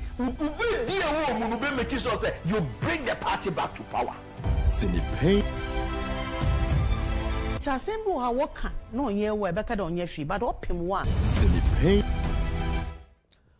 All right, Yansamu Akwaba Bium family Sinipay Media so a brasso say many Albert Asumani the politicals are is in Kunyana Fading Comona and Epono so eniama egu so ene se eye attorney general abomodin aye press conference na eno no semba ko mienu bi etofom ye bedi kan kona yakwa akoti accept ni bi ansa na ya ba beto so na yakwa anim afei Kennedy onyina Japan ni engagement with the youth no so no ekoso over the weekend ewo Kumase Pomponi Mantemo na sama hodo odi gu apono so no so Albert Asumani adwene men ye bedi ho enkomo na fe yato aso akọ yanim and then other matters arising ne beto mu bia no so ye behwe na fe ye di ho enkomo na ye nyina ye nim se Owura Charles Kojo Fosu Dade Lumba Ghana abafra kuma kra enim no na oyobi a yɛka enwum to a wabi mu papapa na wɔtwe wie ye ni enim se bi anka nneɛma ɛbɛkɔ yie anigye ne yɛde kɔsan de aba afei yɛwɔ hɔ a yɛate sɛ fofia ntoata na wadware abam nti ɔpani na kansu agu ama nneɛma ayɛ basaa ne nyinaa no ɛyɛ nkɔmɔ a yɛbɛhwɛ na afei yɛtimi adi ebinom nkɔmɔ mu die ne sɛ ɛsɛ sɛ yɛtimi ma no state barrier ɛsan sɛ adwuma a wayɛ no ɔsɛ fata abasobɔdeɛ ɛwɔ no wuo akyi ti ne nyinaa no ɛyɛ nkɔmɔ a yɛbɛtimi adi ne akɔ yɛnim ɛwɔ so Heart Builders Real Estate ɛho nkɔmɔ ɛna me ne ɛdie Heart Builders Real Estate yɛwɔ nsase ahodoɔ bebree maka kyerɛ sɛ yɛn nsase no ɛyɛ 25,000 Ghana cedis na 25,000 Ghana cedis no yɛsɛ yɛma 6 months anaasɛ 1 year na afei utua half a ne aka no watua no nkakra in fact yɛwɔ baabi a wokɔ na wokɔtɔ asase wɔ hɔ ewie a ansa na betimi kura nya ɛboɔ cement ne ne aka de akɔ akɔsi dan no ɛnya asɛm ketewa bra a wobɛbrɛ no ɛsiane sɛ ɛno nko akora no yɛ ademu wobɛhwɛ no kwan tententen ne yɛ charge wo wobɛwie no abɔ kakra kyɛn sɛ wankasa woyɛ wokɔtɔ asase no so ohunu na yɛwɔ nsase yɛn yasase no yɛsan ɛwɔ aboɔ ɛwɔ hɔ a yɛtɔn aka ho yɛsan ɛwɔ cement ɛwɔ hɔ yɛsan wɔ ahwea ya yɛ ne nyinaa no de bɛyɛ ne yɛsia ma wo awie no ɛnso so no yɛsan ɛyɛ biodigester ɛnso so ho adwuma yɛsan so ɛyɛ building sɛ wankasa bi a umesinfoɔ unyi omu ndi a obetimi de wɔn ama yɛn na yɛn yɛ sidan no ankasa de ama yɛsan sɛ yɛwɔ mesinfoɔ a wɔn abene ɛwɔ adwuma no mu afei yɛsan so yɛ architectural drawings ɛnso so ɛwɔ hɔ eti saa nneɛma wei nyinaa no woba yɛn nkyɛn a wonya ne nyinaa prɛko pɛ Heart Builders Real Estate yɛwɔ nsase no bi ɛwɔ Shy Hills ɛna afei Ningo Prampram afei wobetimi afrɛ yɛn ama yɛdi nkɔmɔ yɛ office no ɛwɔ Ashaman yeah, direct opposite to Kakito Divisional Police Station no. Frey na yenin komo ewo 0241 66 5200 0241 66 5200 na on a Heart Builders Real Estate Indi enkomo ebra soma menko Albert asmani wana fe yenhye enkomo twetwen ase opani bibia bokọ de boko na also nyankopon adom me nso so me ho ye pa over the weekend ya ntia sempa Charles Kodofo su Daddy Lumba ye nam anu anenwum na ye de nante edru se Yesu anenwum a ye hye hu nkrane a nenwum a se ye pese ye fa ye nyankopon so kasa edru ba bi a nenwum a na akoba ne sei opani oti news no ofa ne sei Mr. Nkum medase na menchia tiefo nyina em se Daddy Lumba ewuo ne de mete no Saturday abra na me wo asori ana menya news ni se Daddy Lumba nyame aton safre no na eyade a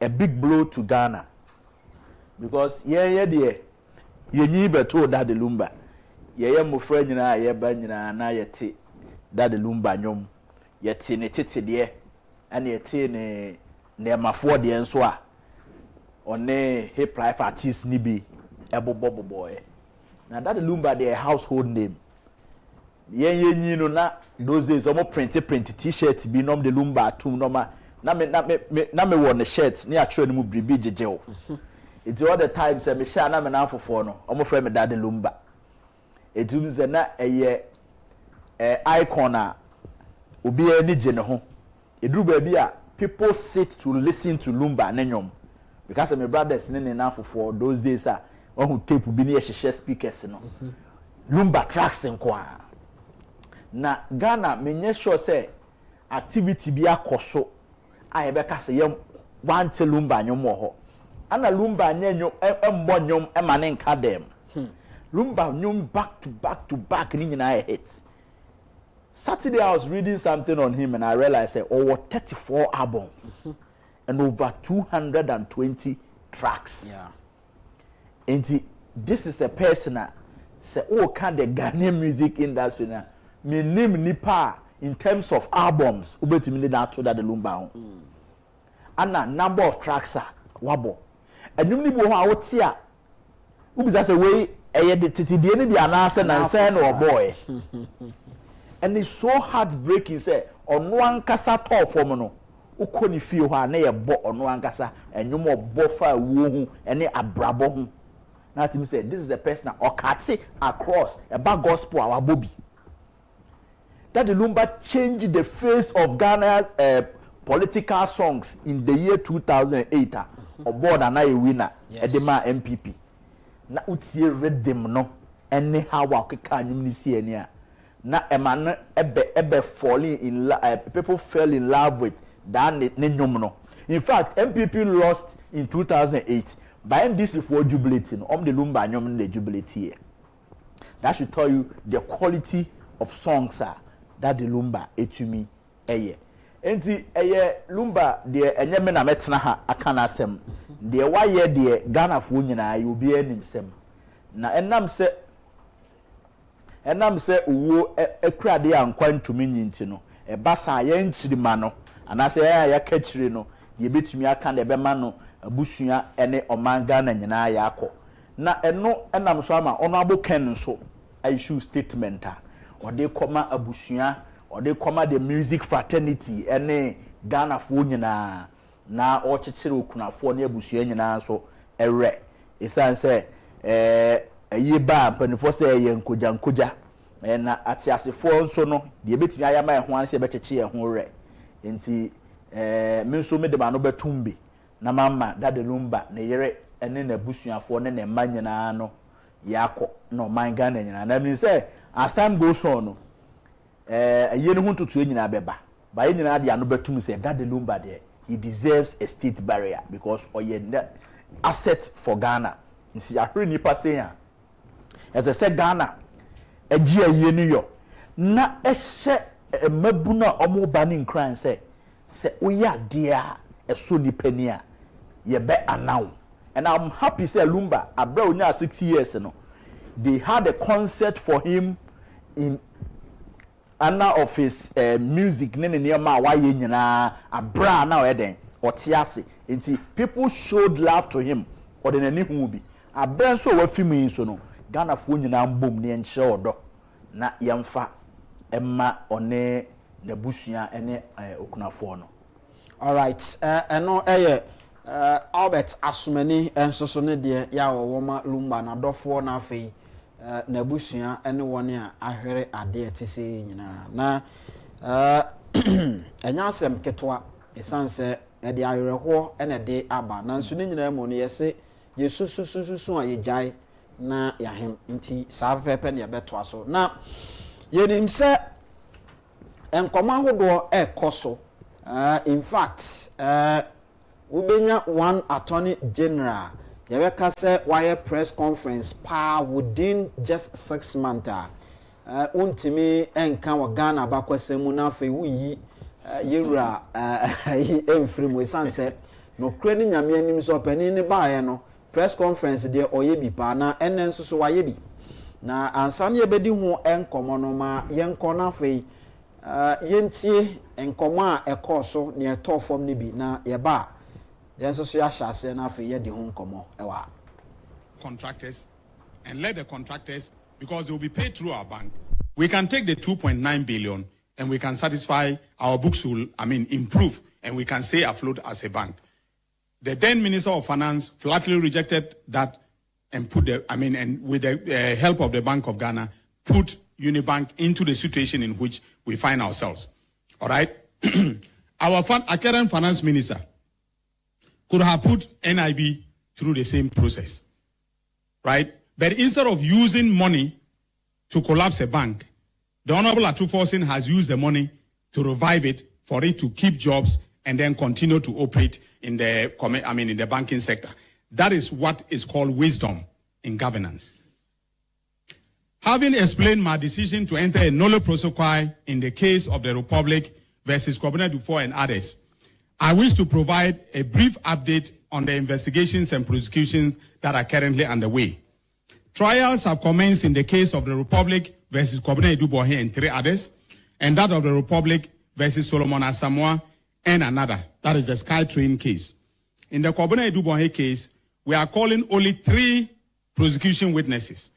Our first witness has concluded his testimony. But for the third accused person's sudden withdrawal in open court of her lawyer's service, our first witness would have been discharged to give way to the second prosecution witness to start testifying. We expect our second witness to start testifying before the beginning of the legal vacation on July 31st, 2025. In the SkyTrain trial, we have concluded the case management conference. It is important to add that, but for the change of solicitors and the multiple medical excuses of the second accused person, that is Prof. Ameyaw Ekumfi, and recently of the lawyer for the first accused person, we would have called 2 of the 6 witnesses by now. That notwithstanding, the trial in the SkyTrain case is expected to start before the beginning of the legal vacation. The NASA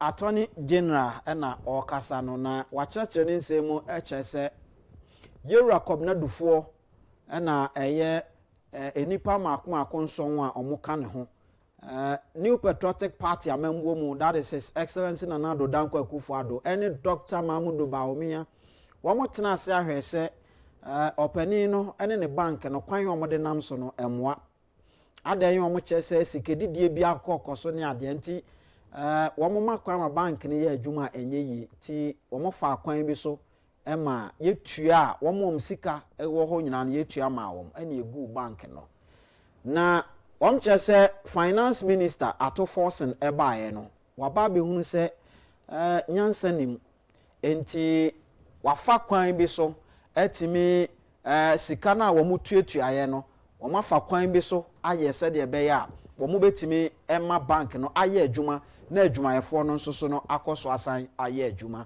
enti ɛno ne nkɔmɔ a ɛkɔ so Albert obibebusa sɛ etise saa nɛteɛ deɛ a na kyerɛ sɛ ɔman na ayɛyɛ no wobetimi do nsa bɔ aban sika mu ana ɔmanfoɔ ne sika mu de ayɛ nea wobetimi de ayɛ bia sɛ nyankopɔn yɛ adom na wo waban ɛba na yɛyɛ ama wotua sika no kakra yɛbɛgyaa wo amoa yɛ free saa na yɛ kɔ ana Mr. Gomedase wotie Attorney General menim sɛ sɛ ɔno ankasa ne position a wazumi ɛwɔ Ghana ha because the chief prosecutor na ono na eniyoma nyina hye ne nsem no wi a oba no aba abe defending crofo a ye prosecute you omo no uti asem a okan sese a okan bibi say instead of using money to collapse a bank no ato force in there or you see money at the CV bank Mr. Ngum ayare hosem anything ori be a friend no Bertolt Brecht or say if you want to steal money don't rob a bank just open one we eda nkofo a omubi he NIB I'm telling you nka NIB a private banker anka to forcing anka collapse no but because NIB enye private bank no enu ntina all kasa my den omo air try na omo revive omo yeti krom ha ana ye ma obi liquidity support from Bank of Ghana and omo fast escano I say bank e collapse omo nje enfa mo bank na say fast escano be a bank for what is Attorney General telling us Dr. Kwabrado for according to Bank of Ghana and your mom the back from 2015 2016 in United say now the bank was undercapitalized at the same time you know directors and shareholders of the bank took loans from the bank omentua they sold assets of the bank to themselves and then you are telling us say Kwabrado for about between 2.2 billion Ghana cedis and I'm no more year arrangement understand 800 million Ghana cedis as I have my Bank of Ghana because I say for 10 years ago if obi a 3.3 million billion Ghana cedis if you banker for 10 years not the koye adwuma unim interest any pan benya fim the only thing you can do is just refund the money and go scot free without any punishment people were hiding behind banks and enriching themselves. Bank of Ghana, we share omo report on Unibanker. A lot of non-performing loans on their bank of directors nankasa Jessica ewo bank no assets bank na we director no what's to assets no that's what I would na. So they just take it in the name of say or a director of the bank or a shareholder of the bank.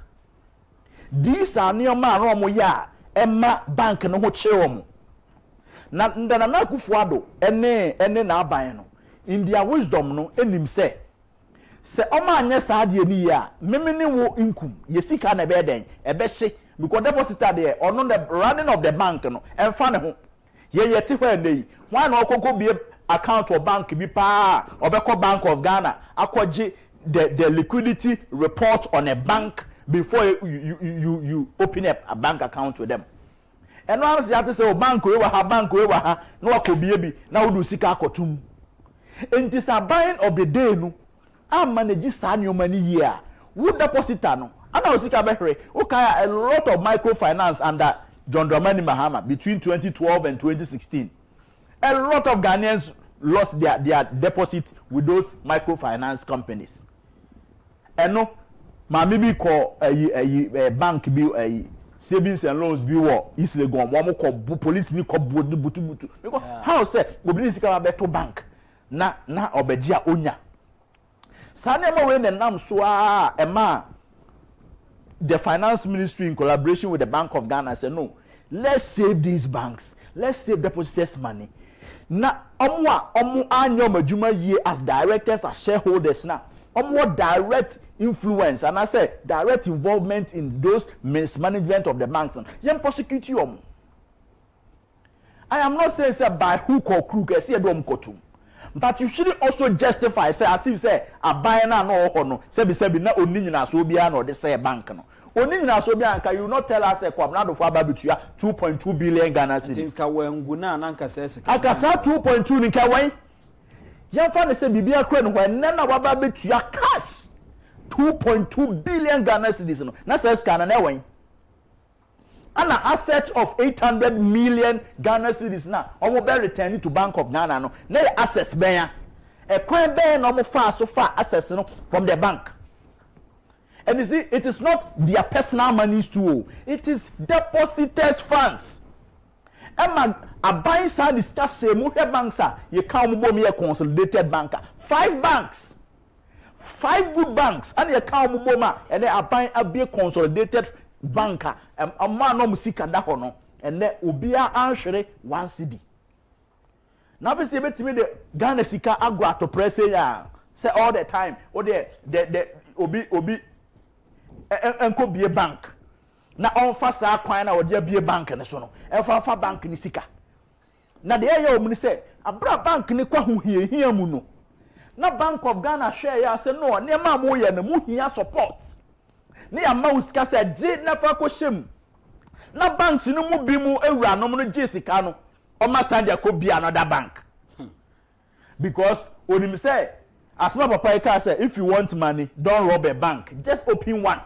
And na adwene say because Bank of Ghana enhwe ma bank no engu no say bank no sa kwa hu hia ma they will fall back to Bank of Ghana for liquidity support.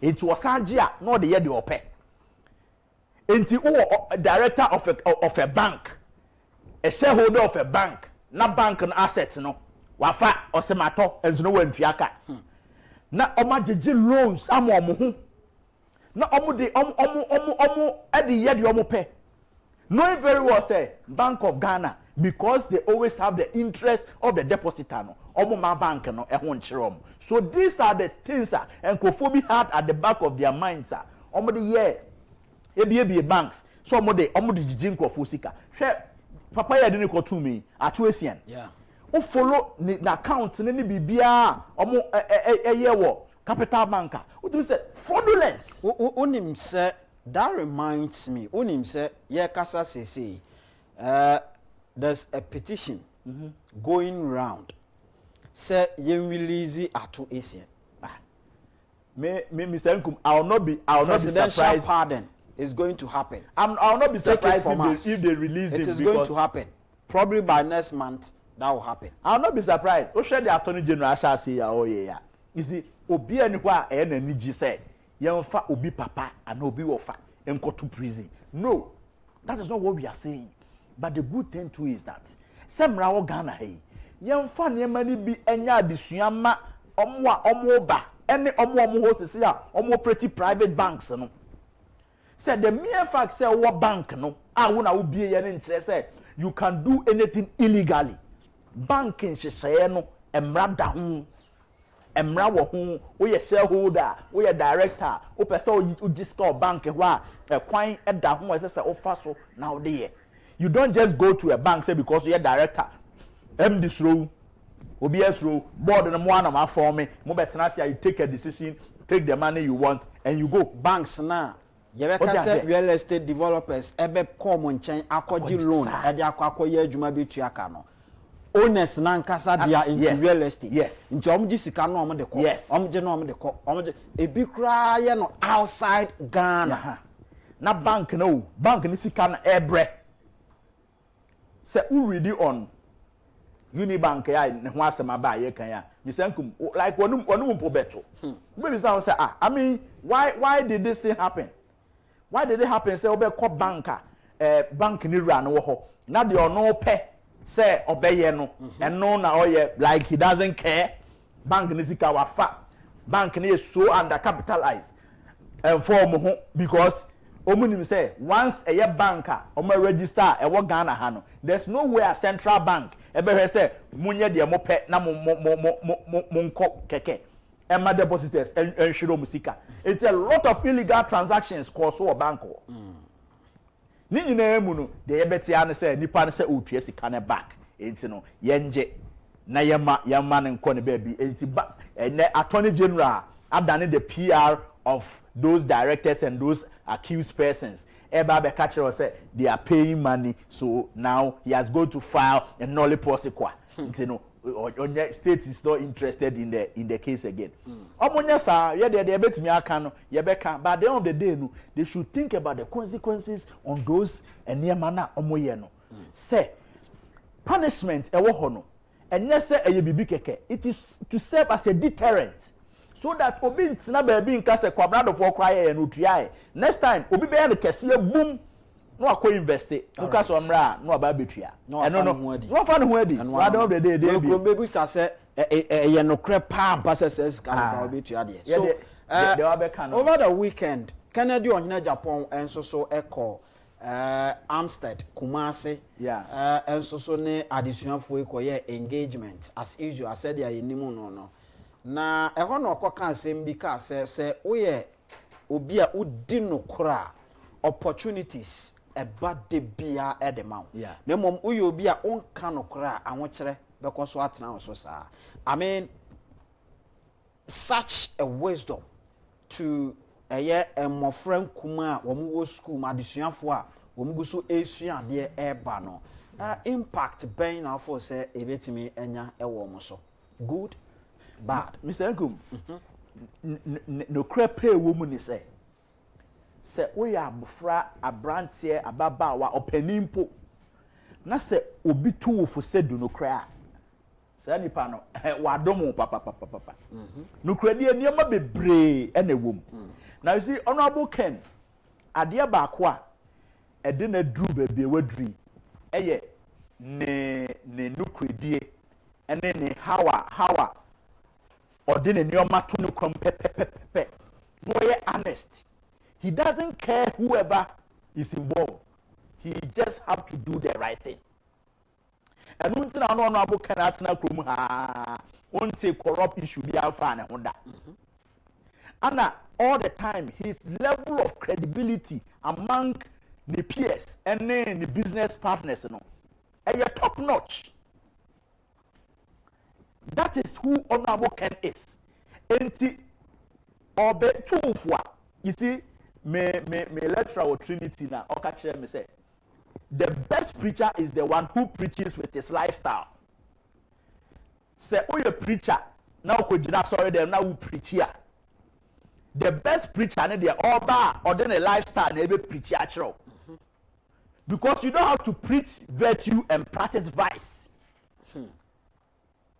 Enti say focus multi pulpit no preaching dwadwama bo ja krono bo ja saying bo na be share focus no ne eyi sebi enkofo ejire kwa ho yi ene nam no motete ne ka mu no mo koba next time obegina so preach a kire wa untie no tie kra eden.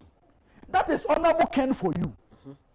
Nukredie wo ho mfaso wo ho de nukredie tumi ye wo ho ekwan a nukredie tumi faso eboa nipa ema wabrabo etimi koyie enu ntina all the time honorable nya akwanya no ne mabunu anase school for ni di nkoma eye key sa se no call Central University o ka kire o call Accra Technical University o ka kire o say honesty eye key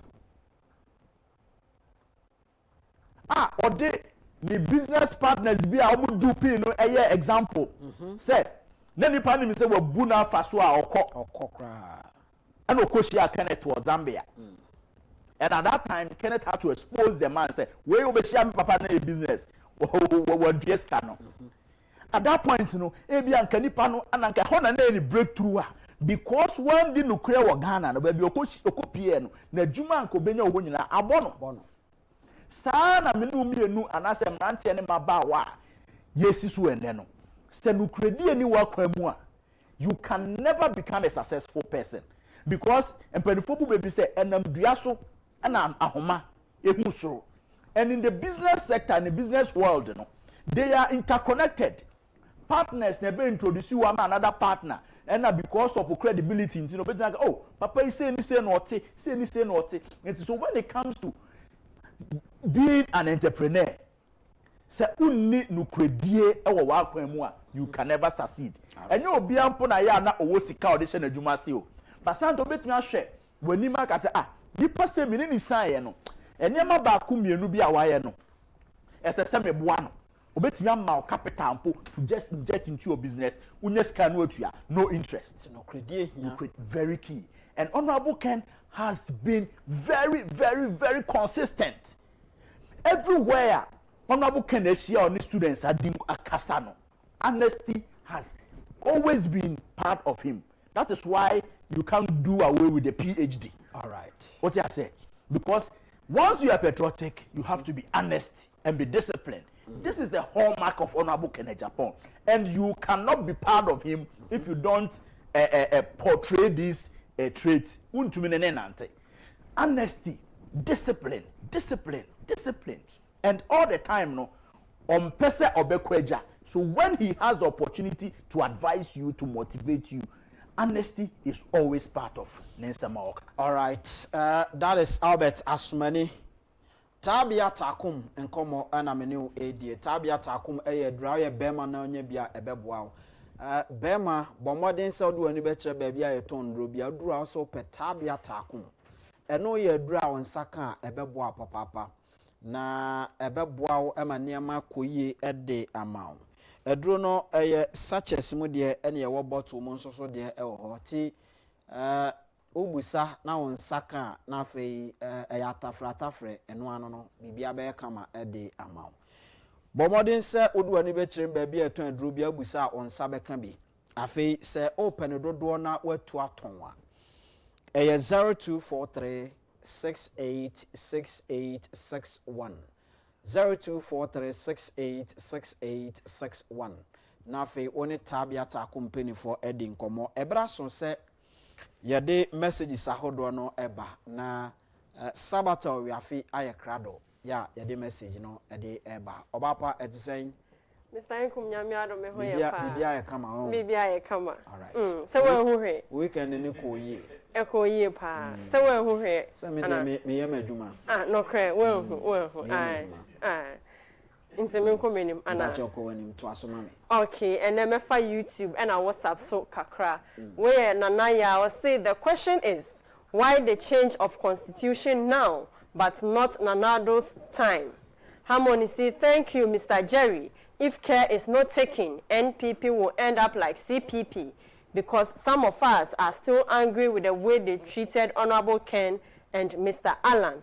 Malizi says, Senupen, Mr. Jerry, John Abubakar say, let Ken be Ken. Michael Asare or say it's only Honorable Ken who can win power for NPP. Let's vote for him. Almighty God bless him. Mali, this is a fantastic job. Sinupeyo. Naya said the devil thought crucifying Jesus was the end, but that was victory to deliver us from sins. That's the same for Abronye. It will work out for the good of Honorable Kennedy. Hashtag victory ahead. Bright Amisa say watching you live from Canada. We're friends of Kencity Media. Or say Mr. Inkum, good afternoon.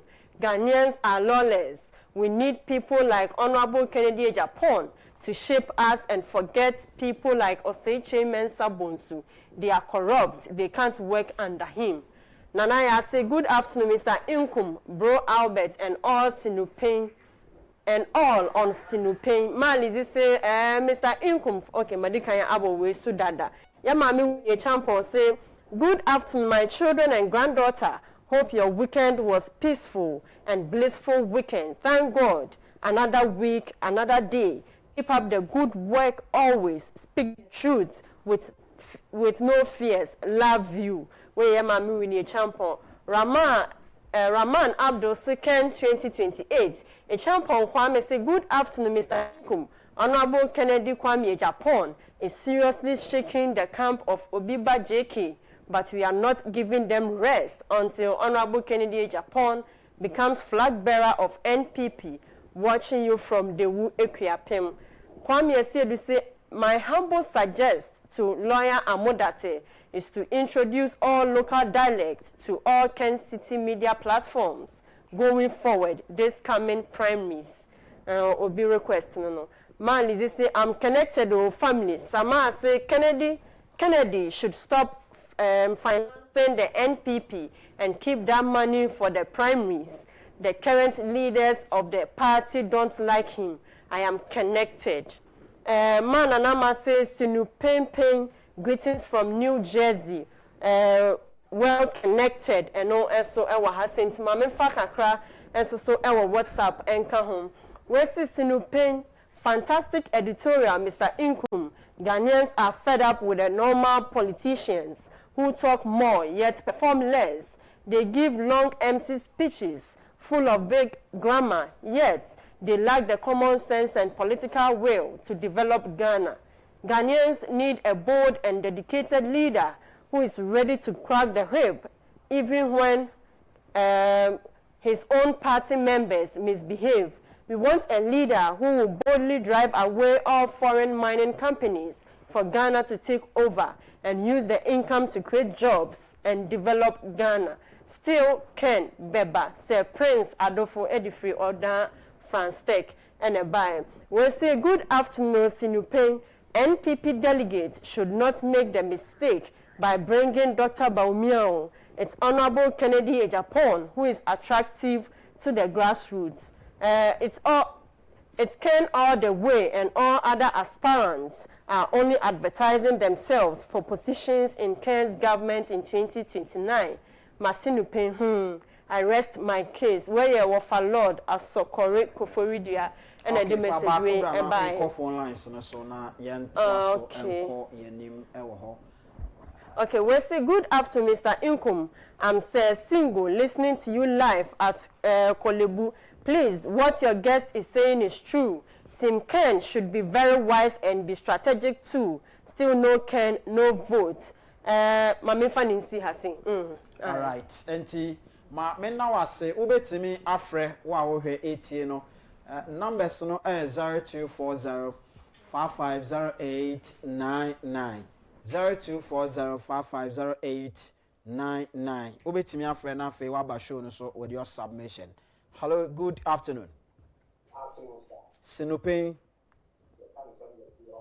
Opening within baby out free or 30 seconds.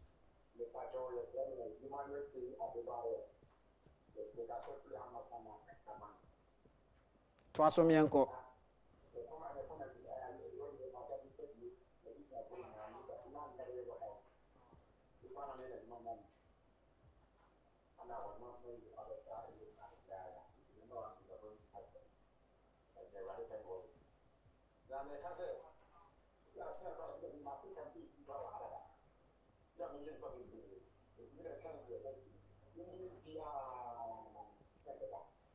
nti makora mafɔm dada mafɔm nipa bebree wɔ ha no mu a mɛyɛ da mmerɛ maba ɛyɛ ne abɛdi system ankakakakaka nti masɛm no. All right, meda se nyankopɔn enhyira ma yɛnto aso na afei yɛmfa another caller enso so ɛwɔ dwumadie nso na afei yɛnkɔ yɛnim.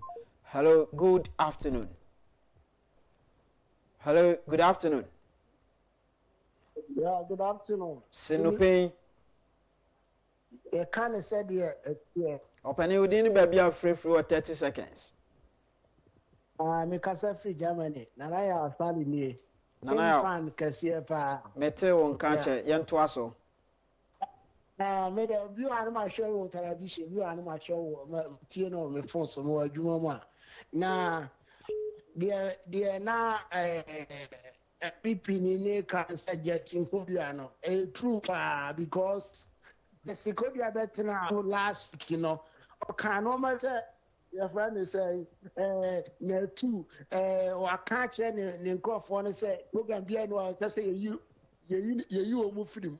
Only papa, only free tete, because that, ne two, or man FM, or when you never Kupa and son of the power no omunim ni na yan question me CB we the bomb dia and ankamente etino onim papa propaganda into the can say yan kwasi ho enkoye adwuma asie onia duli medase papa all right medase nyankopon enhyira omenua say also do submission day aba yento aso. Hello, good afternoon. Good afternoon. Sinupin. You cannot say that. Open you didn't baby are free for 30 seconds. But I see this here. Edian. Hello. Open you meet you didn't be because free of Uncle area. Okay, my entio. I see anybody saying me perceive me tell my deal. Nana a general secretary bet na hon. Nana a general secretary bet na hon. On say okay say panelist ni bet na ha. Spawma supano no. Eka enye say enye bibi an comment na ho. But you perceive say just could ya say. This time no the perceive Kennedy in a big party name. Man penifon bia nyese omuko fobi amana betna yeso because ye wo fam mi san kumi ameno ka che ni me mo fam pa ye di ko e fam for ne pe na no be se mi gina dambai na mo ka che me se ye de Kennedy ba ye beto amano it is penifon no omunya careful ta ni ani abre ba bi o mani kontiti ano ye ni abre. All right. You know, General Secretary, I'm hopeful. Medase, Papa, General Secretary, and Sopano kind he said it, I mean, in a jovial auntie, and hello, good afternoon. Major Swapani Sinupin. Yo, Miss Sinupin. Minia, Miss Rowe. Nipana. Honorable Ken womu edi esi no se mo a mudi na chi wo studio ni ade se ne mebi wanti na ya na me mu bi akoye wo kakra because wo mu nya nipa ye ne wo bo kasem na wo melo ma wo mu se owura kwabra Agyapong no time bra wo ka so be yi wo mo ye mu bi ko won ye se kwabna ade ya ye din kakra me kasa ho no ahwe ya so da bi emu aye din party mu aye mempese ebeye bibia na ebefa trouble beba ne ya din timunyai ne eja ya ni nansa wo mu resurface ya na pa ne ya di ni firi ho na hwe ya abrantia na baba wa bia wo ye delegate no ti asem we se honorable Kencity Agyapong ebinom timi kotwa ba bi se wadidi na nado danko akufo-addo atem wabra enye no kura wonu mu defending adodanko akufo-addo Now we are delegate, now we tear sad and who say evil, and nipa no mu di ahia. Enti also be careful, so or to abama we say nipa ni defend you. Ni akotwa twisem se fa kokuna ni maso o Minu me tia de na me wura ko ne mani awu se me ye bi na Canada Agyapong ka ese antia se me ye MPP ni so ba ye wu nu MPP ni abronti boni suma woni petru di woni we ba ye no na me ye delegate abaru akoto abama wo mo dia isa tu ye ni ara me da se men so me da se papa ma memfa last caller na yen sorry free dwumadie no eso. Hello, good afternoon.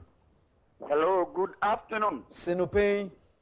Yeah, come funny here. Openi, we are last caller. Udin baby are free na yanko 30 seconds. You we ya unia Felix Bell. Okay, yanko. Hinkwa yilo krobo.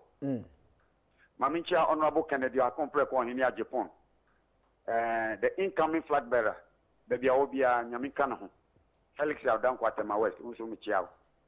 Na minua se obi ko jina baby Eka say, Honorable Ken, any presidential material.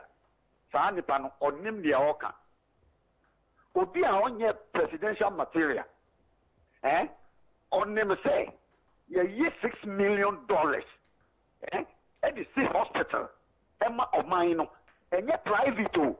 So onu AC agilifika. But or see at the amount mine no. Now obi a onu officer sa nipa no presidential material no e na why o man no e na odi ni sika onu ani bottom sika aye ama o man no na Honorable Kennedy akompre ko hini Agyapong ye ejuma o binu e wo Kumasi hospitals won sa ni pa na wo kasa no wo na wo teo na wo wantini ankyira position a wo di re nyina no wantini ankasa bi di mi bottom sika e na eye we ama o man no. Okay, ye enya presidential material kekena yepe obi obetumi achi tumi any other MPP yepe obi a oba obeji party ni hu obeji grassroots hu bebi atumi ni wono a omu na mutu aba no. Okay, Felix Bell. Mami na wase. Ama yetumi aba power. All right. Enu na ye Mate, me da se papa Nyankopon hira ha na de ofre dwumadie no besi. Albert, ma memao ani tete miensa na last comment now. Yes, sorry. My last comment in there. I am still appealing to MPP for especially polling station executives, ABC electoral area coordinators, and constituency executives, regional executives, and national for. Say they should make good use of research department. Party our research department should be focused. Omumiensi form. Young people perceive nya power come 2028 election. Ghana for do na.